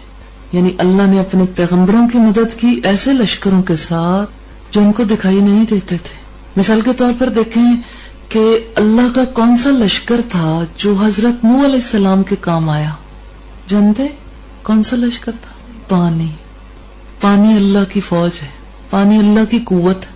اللہ جب پانی کو کہہ دے کہ آسمان سے بھی برسو، زمین سے بھی کہے پانی اگل دو، اتنا پانی اکٹھا ہو گیا کہ پھر کوئی زندہ نہیں بچا سوائے ان افراد کے جنہیں ان لشکروں نے بچا لیا اللہ کے حکم سے. اسی طرح سے آپ دیکھیں لوط علیہ السلام کی قوم پر اللہ کی طرف سے کون سے لشکر آئے تھے؟ پتھر. تو پتھر کیا ہے؟ اللہ قوت دینا چاہے تو وہ قوت انسان کے خلاف کیسے استعمال ہو جاتی ہے. اور پھر اللہ کے لشکر، اللہ کے فرشتے، کتنے تعداد جان ہی نہیں سکتے.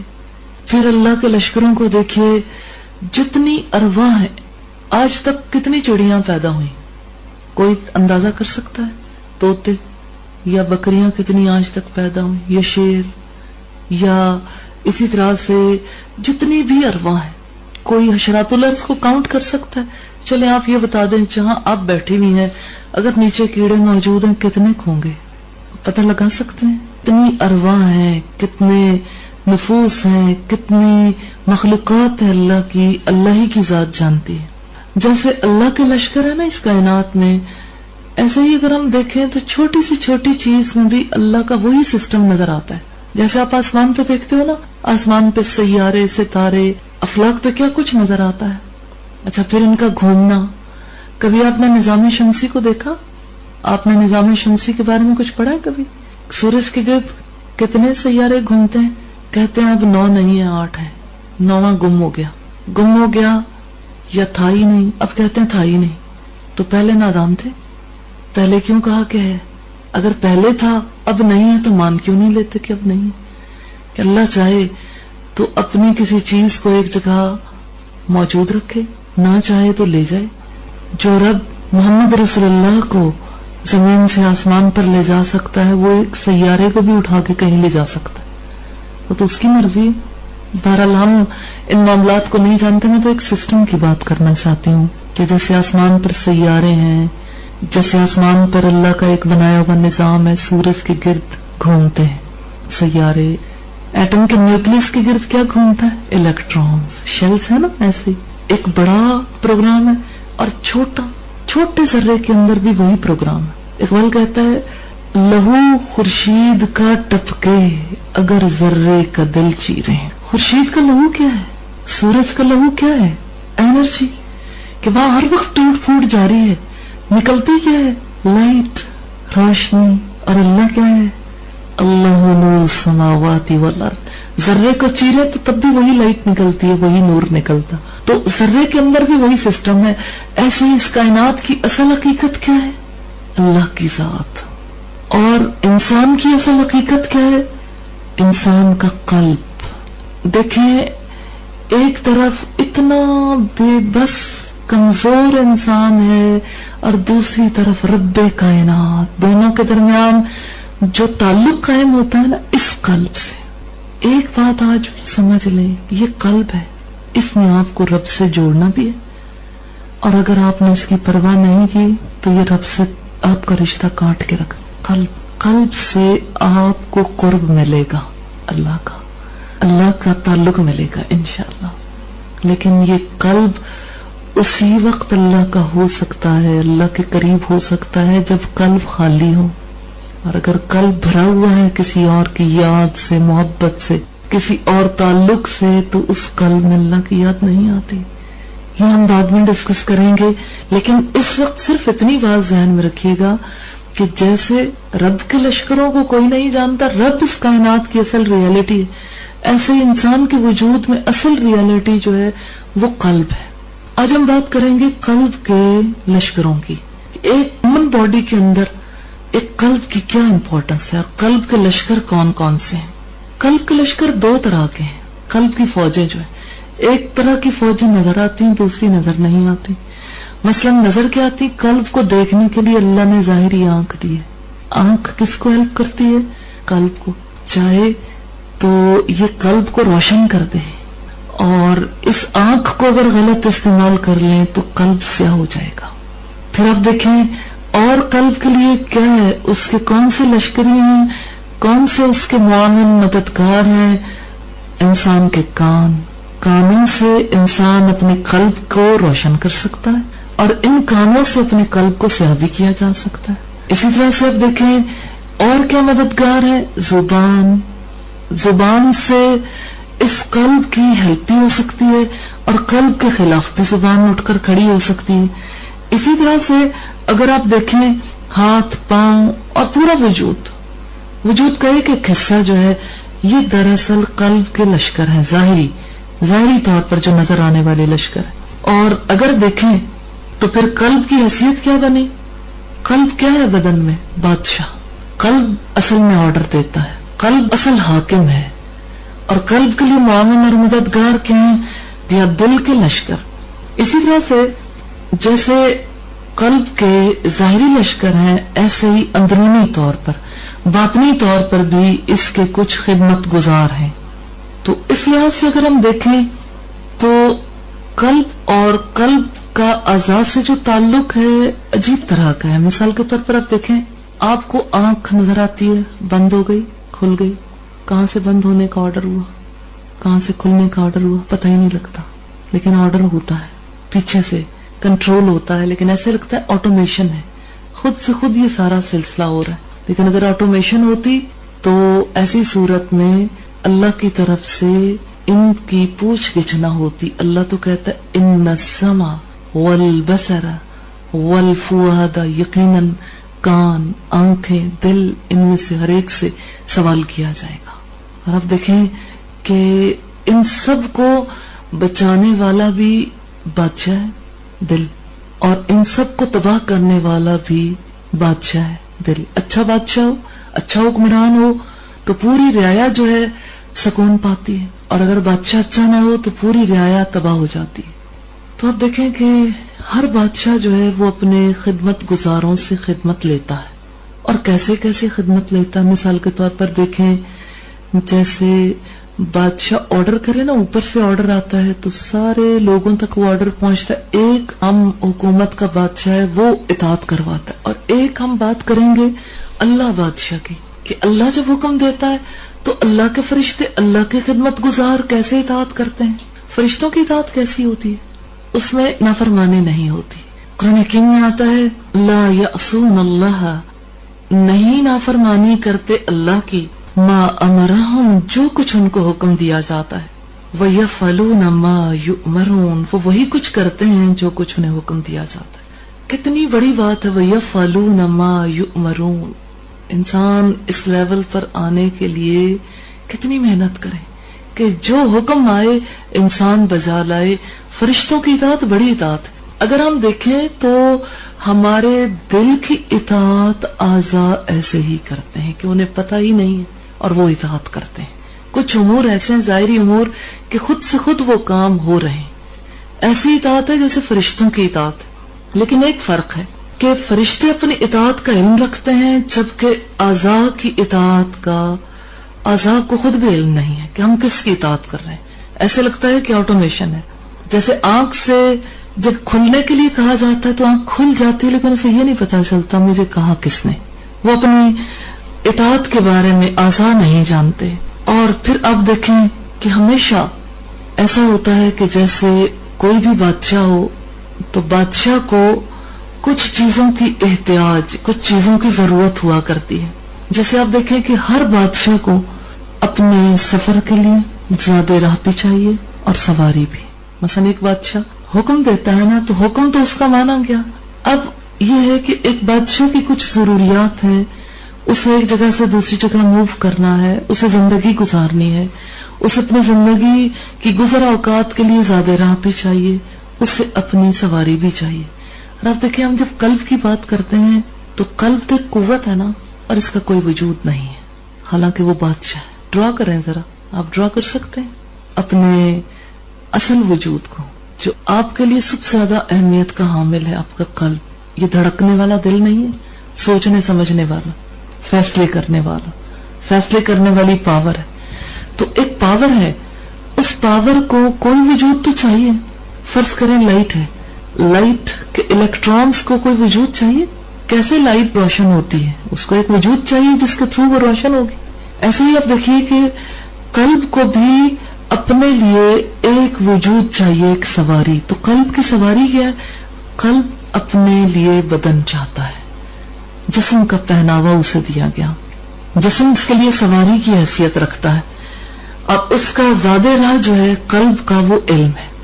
इल्म के साथ ये कल्ब चलता, इल्म के बगैर ये कल्ब चल नहीं सकता। तो जैसे ज़ादे राह खत्म हो जाए तो इंसान मायूस हो जाता है और इंसान के पास कुछ भी नहीं रहता, इंसान को अपनी मौत के सिवा कुछ नहीं दिखता। ऐसे ही कल्ब इल्म के बगैर जिंदा नहीं रह सकता। कल्ब की जिंदगी इल्म के साथ है। और इस ज़ादे राह को अब देखें, इल्म है तो सही, अब देखें कल्ब को बदन मिल गया, कल्ब का ये भी पता चल गया कि इसके लिए जो ज़ादे राह है वो इल्म है। तो हर ज़ादे राह के उसूल का भी कोई जरिया होता है। मिसाल के तौर पर देखें, दुनिया में आप रिस्क हासिल करना चाहते हैं, उसको हासिल करने के लिए कुछ ना कुछ तो करेंगे ना। तो आप देखें कि इल्म के उसूल के लिए क्या ज़ादे राह, उसूल के लिए इंसान कैसे कोशिश करे। आप जानते हैं कि कल्ब के ज़ादे राह को तो जाना है, लेकिन इसके उसूल का तरीका कार क्या है, इल्म के उसूल का। ये बहुत अहम बात है, इसीलिए सवाल कर रही हूँ। इल्म के उसूल का तरीका कार क्या है, ज़ादे राह कैसे हासिल करें। अब ये बात जो है ना, ये इम्पोर्टेंट है, वो गौर करें कि आप तो कहते हैं कि इल्म पढ़ लो, चले जाओ, ले लो, मिल जाएगा, नहीं मिलेगा, ठहरेगा नहीं। इल्म के उसूल का जरिया इंसान के नेक अमाल है। नेक अमाल के बगैर इंसान को इल्म नसीब नहीं हो सकता। तो वसूल अल्लाह का सफर है। अल्लाह तक पहुंचने के लिए ये मंजिल नागजीर थी, इस मंजिल पर रब ने हमें ठहराया। लिहाजा इस मंजिल पर रहते हुए, सफर करते हुए इंसान को ज़ादे राह की जरूरत है। फिर ज़ादे राह क्या है, अभी हम बात कर चुके। ज़ादे राह इल्म है। इल्म के वसूल का जरिया क्या है, नेक अमाल। नेक अमाल के बगैर इल्म नहीं मिलता। सबूत देंगे इसका कुरान हकीम से। चले हम बात करते हैं। ज़ालिकल किताबु ला रैब फीह, ये वो किताब है जिसमें कोई शक नहीं। हुदल लिल मुत्तकीन, हिदायत है, रहनुमाई है मुत्तकीन के लिए। अल्लज़ीना युमिनूना बिल गैब, वो लोग जो गैब पर ईमान रखते हैं। वो युकीमूना अस्सलाह, और नमाज कायम करते हैं। व मिम्मा रज़क़नाहुम युनफ़िक़ून, उसमें से जो हमने उन्हें रिस्क दिया है वो खर्च करते हैं। उस चीज पर भी ईमान लाते हैं जो पहले नाजिल हुई, और उस चीज पर भी ईमान लाते हैं जो आप पर नाजिल हुई, और आखिरत पर वो यकीन रखते हैं। उलाइका अला हुदम मिर रब्बिहिम, ये वो लोग हैं जो अपने रब की तरफ से हिदायत पर है। व उलाइका हुमुल मुफलिहून, ये वो लोग हैं जो कामयाब होने वाले। अब मुझे बताइए, अल्लाह कहता है किताब है, लेकिन किताब हर एक को फायदा नहीं देगी। किताब उसको फायदा देगी जो किताब के इल्म के लिए नेक अमल करेगा। इंसान कहता है नेक अमल तो मैं तब करूंगा जब किताब पढ़ूंगा। अल्लाह कहता है किताब के इल्म के लिए नेक अमल पहले जरूरी। कुछ अमाल पहले जरूरी है, बाकी बाद में। मसलन पहले क्या अमाल जरूरी है, इल्म के उसूल के लिए पहले गैब पर ईमान लाना जरूरी। अब आप देखें कि गैब क्या है, अल्लाह की जात, अल्लाह को मानना, अल्लाह की जात पर यकीन करना, अल्लाह के फरिश्तों पर ईमान लाना कि वो अल्लाह के कारिंदे हैं, और अल्लाह के इंसाफ के दिन पर यकीन रखना, और अल्लाह के रसूलों पर ईमान लाना, अल्लाह की किताब पर। किताब देखे हमने नाजिल होते नहीं देखी, लेकिन हमें यकीन है कि ये वही इलाही आसमान से आई है। इन 5-6 हकाइक के बगैर तकदीर पर ईमान भी इसी में आ जाता। अनसीन पर बिलीफ, जो कुछ नजर नहीं आता उस पर यकीन करने वाला वो सलात कायम करेगा, वो अल्लाह के रास्ते में खर्च करेगा। और आप देखें इल्म के उसूल के लिए इंफाक इंतहाई जरूरी। ईमान, सलात, इंफाक। अगर सलात दुरुस्त नहीं है इल्म ठहरेगा नहीं, अगर इंफाक नहीं है इल्म ठहरेगा नहीं, अगर ईमान नहीं है इल्म ठहरेगा नहीं। जिसे आप इल्म कहते हैं ना कि लफ्जों का तर्जुमा पता चल जाए, उसके मानी समझ आ जाए, लेकिन जिसे अल्लाह इल्म कहता है ना, जो कल्ब को रोशन करने की सलाहियत रखता है, वो इल्म ये नहीं है जो सिर्फ लफ्जों तक महदूद है। वो इल्म इंसान को सच्ची तलब से, ख्वाहिश से, नेक अमाल करने के बाद वो इल्म नसीब होता है जो उसके बातिन को रोशन करने वाला होता है, जो इंसान के कल्ब को रोशनी देने वाला होता है। आपने रसूलुल्लाह की हदीस सुनी, अल इल्मु नूरुन, इल्म रोशनी है। तो ये किसके लिए रोशनी है? तो अब देखें, आप ये लाइट जलाएंगे, आप इसकी रोशनी को रोक के देखें, रोकना कितनी मुश्किल है जब तक कि ऑफ नहीं कर देते। रोशनी होगी, पूरा माहौल रोशन होगा। अगर सच्चा इल्म आएगा वो आपके कल्ब के अंदर नहीं ठहरेगा महज, आपकी जिंदगी तो रोशन होगी लेकिन इसके साथ साथ पूरा माहौल रोशन होगा। ये गैर मुमकिन है कि इंसान के अंदर सच्चा इल्म आए और माहौल के ऊपर कोई असरात मरतब ना हो। वो रोशनी फैले नहीं, वो फैलेगी जरूर, और अगर वो नहीं फैल रही तो जान लें कि आपने ऐसे ही लफ्ज सीखे जैसे एक तोता सीख लेता। तोते और इंसान में फर्क होता है। तोते को आप सिखा दें, आप खुश तो बहुत होते हैं कि जो इसे कहो वो कहते ही चला जाता है, लेकिन इंसान जो है उसे अपनी अक्ल और शऊर से समझता है और उसको अपने कल्ब के अंदर बसाता है, और कल्ब रोशन हो जाता है। फिर उस रोशनी से दूसरे लोग भी रोशन होते हैं, मुनव्वर होते हैं। ये बात समझ आ गई? सच्चे इल्म में और लफ्जों के इल्म में क्या फर्क है? हाँ, आप जो इल्म हासिल करते हैं वो फैल रहा है, इसका एनालिसिस जरूर करना है, कितनी दिल रोशन हो रहा है और कितनी रोशनी फैल रही है। जितना आपका दिल चमकेगा ना, आपके दिल का शीशा, आपने पढ़ा अल्लाह व नूर समावात में, जितना ज्यादा ये शीशा चमकता है उतनी रोशनी दूर दूर तक फैलती है। और अब देखें, इतनी खूबसूरत मिसाल अल्लाह ताला ने कुरान हकीम से दी है कि अल्लाह के नूर की मिसाल ऐसी है जैसे ताक में रखा हुआ चराग। ताक क्या है? बंदा मोमिन चराग क्या है? और दिल के अंदर जो जलने वाला मवाद है, तेल, वो क्या है? कुरान। और रोशनी क्या है? ईमान। इल्म से यूं ईमान आता है, उस रोशनी से फिर सारा जहान रोशन होता है। तो ये तो एक शौरी अमल है, ये तो एक, यानी इसमें सिर्फ एक इंसान के हादसा का दखल नहीं होता, इसमें एक इंसान के तदब्बर, तफक्कर और एक इंसान के अंदर जज्ब करने की सलाहियत का बहुत ज्यादा दखल होता है। तो देखिए कि दुनिया जो है ना, इसको अल्लाह ताला ने गुजरगाह करार दिया कि यहाँ से हुए बगैर आप मुझ तक नहीं पहुंच सकते। तो दुनिया में रहते हुए दुनिया की मंजिल के लिए ज्यादा राह चाहिए इल्म, और इल्म इंसान को कैसे नसीब होता है? नेक अमाल के तवस्सुत से। और दुनिया एक मंजिल है, दुनिया को अल्लाह ने आखिरत की खेती करार दिया है कि दुनिया आखिरत की खेती, दुनिया हिदायत की मंजिलों में से एक मंजिल है। लिहाजा इस मंजिल पर इंसान को अपना ज़ादे राह ले लेना चाहिए। अगर वो अपना इल्म ले लेगा, उसकी वजह से उसे हिदायत मिलेगी, ईमान मिलेगा, अल्लाह की तरफ जाने का सफर वो कर सकेगा। फिर अब ये देखिए कि एक इंसान जो ज़्यादा राह लेता है, मुस्लिम जो लोग हज पे जाते हैं ज्यादा राह लेते, फिर उसकी हिफाजत करते हैं कैसे?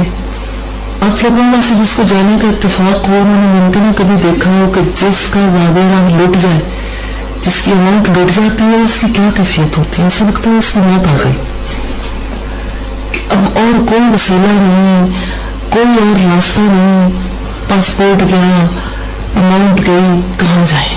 ऐसा लगता है कि धरती पर कोई चीज पनाह देने वाली नहीं। तो हर ज्यादा राह की निगरानी करनी पड़ती है।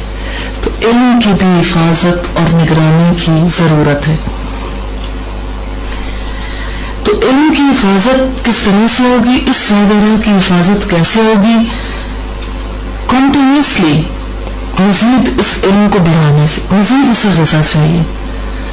और फिर ये कि जो ग़िज़ा इंसान के कल्ब के लिए मुवाफिक हो, जो उसे सूट करे, जो चीज सूट नहीं करती वो तो उल्टा नुकसान भी साबित होती है, उस ग़िज़ा से कल्ब को बचाया जाए जिस ग़िज़ा से कल्ब मुर्दा हो जाएगा।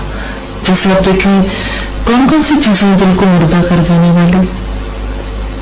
अब ये कल्ब है ना, बादशाह, लेकिन कल्ब के जो लश्करी है ना, इनमें से कुछ जो बागी हो जाते हैं। कभी आंख बागी, कभी कान बागी, कभी जुबान बागी, ऐसा होता है। कभी आज़ा बागी, फिर क्या करते हैं कान या आंखें? क्या करते हैं? आंख ऐसी चीज देखती है जो दिल को दागदार कर देती है, तो दिल को एक नेगेटिव ग़िज़ा मिल गई ना, बुरी ग़िज़ा मिल गई। कान ऐसा कुछ सुन लेते हैं जिसकी वजह से दिल मुतासिर हो जाता है। तो इस तरह से एक बुरी ग़िज़ा की वजह से दिल की जिंदगी को खतरा लाहक हो गया। तो देखें कि हर दिल को, हर कल्ब को अपनी ग़िज़ा के लिए कुछ और मददगारों की भी जरूरत है। मिसाल के तौर पर आप देखें, फर्ज करें कि एक इंसान को ग़िज़ा की जरूरत कब पड़ती है उसके बदन को। मसलन आप खाना कब खाते हैं? जब भूख लगती है। और एक इंसान को बाकी चीजों की जरूरत कैसे महसूस होती है? मिसाल के तौर पर इंसान आराम कब करता है? थक जाता है। अच्छा, बाज़ औक़ात ऐसा होता है कि आपको भूख भी लग गई है, लेकिन भूख लगने के बावजूद आपके अंदर ख्वाहिश ही नहीं कुछ खाने की, फिर क्या होगा? खाएंगे या नहीं? बच्चों को देखा है कभी? भूख लगी हुई है लेकिन ये कि दिल नहीं चाह रहा खाने को। अच्छा, कभी ऐसा होता है ना कि कोई चीज पसंद नहीं है, शदीद भूख के बावजूद कितने लोग हैं जो नापसंदीदा होने की वजह से भूख जैसी चीज को भी बर्दाश्त कर जाते हैं कि ये हमें अच्छा नहीं लग रहा। इसका मतलब है दो ऐसी पावर्स हैं, दो लश्करी ऐसे हैं जिनकी कल्ब को हमेशा जरूरत पड़ती है। एक तो इंसान की भूख और दूसरी ख्वाहिश। अगर ख्वाहिश और भूख को खत्म कर दें तो ऐसी सूरत में इंसान ग़िज़ा हासिल कर ही ना सके। और इसके लिए आप देखें कि ज़ाहिरी तौर पर इंसान किनसे हेल्प लेता है? अपने आज़ा से। अंदरूनी तौर पर अल्लाह ताला ने उसको ऐसी चीजें अता कर दी हैं जिसकी वजह से वो ग़िज़ा हासिल कर सके। अहले जन्नत को भूख नहीं लगेगी, अहले जन्नत को खाने की जरूरत फील नहीं होगी। इस वजह से उनके खाने का स्टाइल चेंज हो जाएगा। वो किस चीज की वजह से खाएंगे? मजा, टेस्ट के लिए। यानी वहां पर ये सिस्टम जो है ना इंसान का बदल जाएगा। दुनिया में भूख लगती है, ख्वाहिश होती है, फिर इंसान कोशिश करता है, एफर्ट करता है, फिर उसे खा लेता है। तो अल्लाह ने दिल के अंदर ख्वाहिश इसलिए पैदा की है कि इंसान उस ख्वाहिश की तकमील के लिए काम करे। और अल्लाह ताला ने अज़ा भी इसीलिए अता किए हैं ताकि उन अज़ा की मदद से एक इंसान अपने आप को ग़िज़ा फराहम कर सके। तो अल्लाह ताला ने जैसे ग़िज़ा की जरूरत के लिए दो ऐसी कुव्वतें इंसान को अता की हैं, ख्वाहिश की कुव्वत, भूख की कुव्वत, जिसकी वजह से एक इंसान अपने आप को ग़िज़ा फराहम करने की पोजीशन में आता है। और इंसान को ज़ाहिरी आज़ा भी अल्लाह ने दिए कि उन आज़ा के तवस्सुत से इंसान अपने लिए ग़िज़ा फराहम कर सके। तो यूं हम देखते हैं कि जैसे ग़िज़ा के लिए अल्लाह ने एक सिस्टम रखा, ऐसे ही अल्लाह ताला ने इंसान की हिफाजत के लिए भी सिस्टम्स बनाए हैं। मिसाल के तौर पर आप देखें कि इंसान को बहुत सारी चीजें हलाकत में मुब्तला कर सकती हैं, इंसान तबाह हो सकता है। अल्लाह ताला ने उसके लिए इंसान को पावर्स दी हैं। मिसाल के तौर पर गुस्सा, गजब। अच्छा, आप देखें जैसे फर्ज करें कि एक इंसान पर दूसरा इंसान हमलावर होता है और उसके अंदर बचाव की ख्वाहिश ही नहीं, ना ही उसके अंदर कोई ऐसी पावर है जिसकी वजह से वो अपने आप को बचाए, को मारता मार के चला जाए, गुस्सा ही नहीं है। गजब की कुव्वत जो है ना, ये दिफा के काम आती है, इंसान के बचाव के लिए काम आने वाली चीज है। इसकी वजह से इंसान दुश्मनों से इंतकाम लेता है और फिर इस गजब की वजह से अल्लाह ने हाथ और पांव की कुव्वतें दी कि उनकी वजह से इंसान अपना दिफा कर सके। तो यूं हम देखते हैं कि कल्ब को ऐसे, दिल को ऐसे सर्वेंट्स की, ऐसे खादिमों की, ऐसे खिदमत गुजारों की जरूरत है जिसकी वजह से ये सारे काम प्रॉपरली अंजाम दिए जा सकें। सुब्हानकल्लाहुम्मा व बिहम्दिका नशहदु अल्ला इलाहा इल्ला अंता नस्तगफिरुका व नतूबु इलैक। अस्सलामु अलैकुम व रहमतुल्लाहि व बरकातुहू।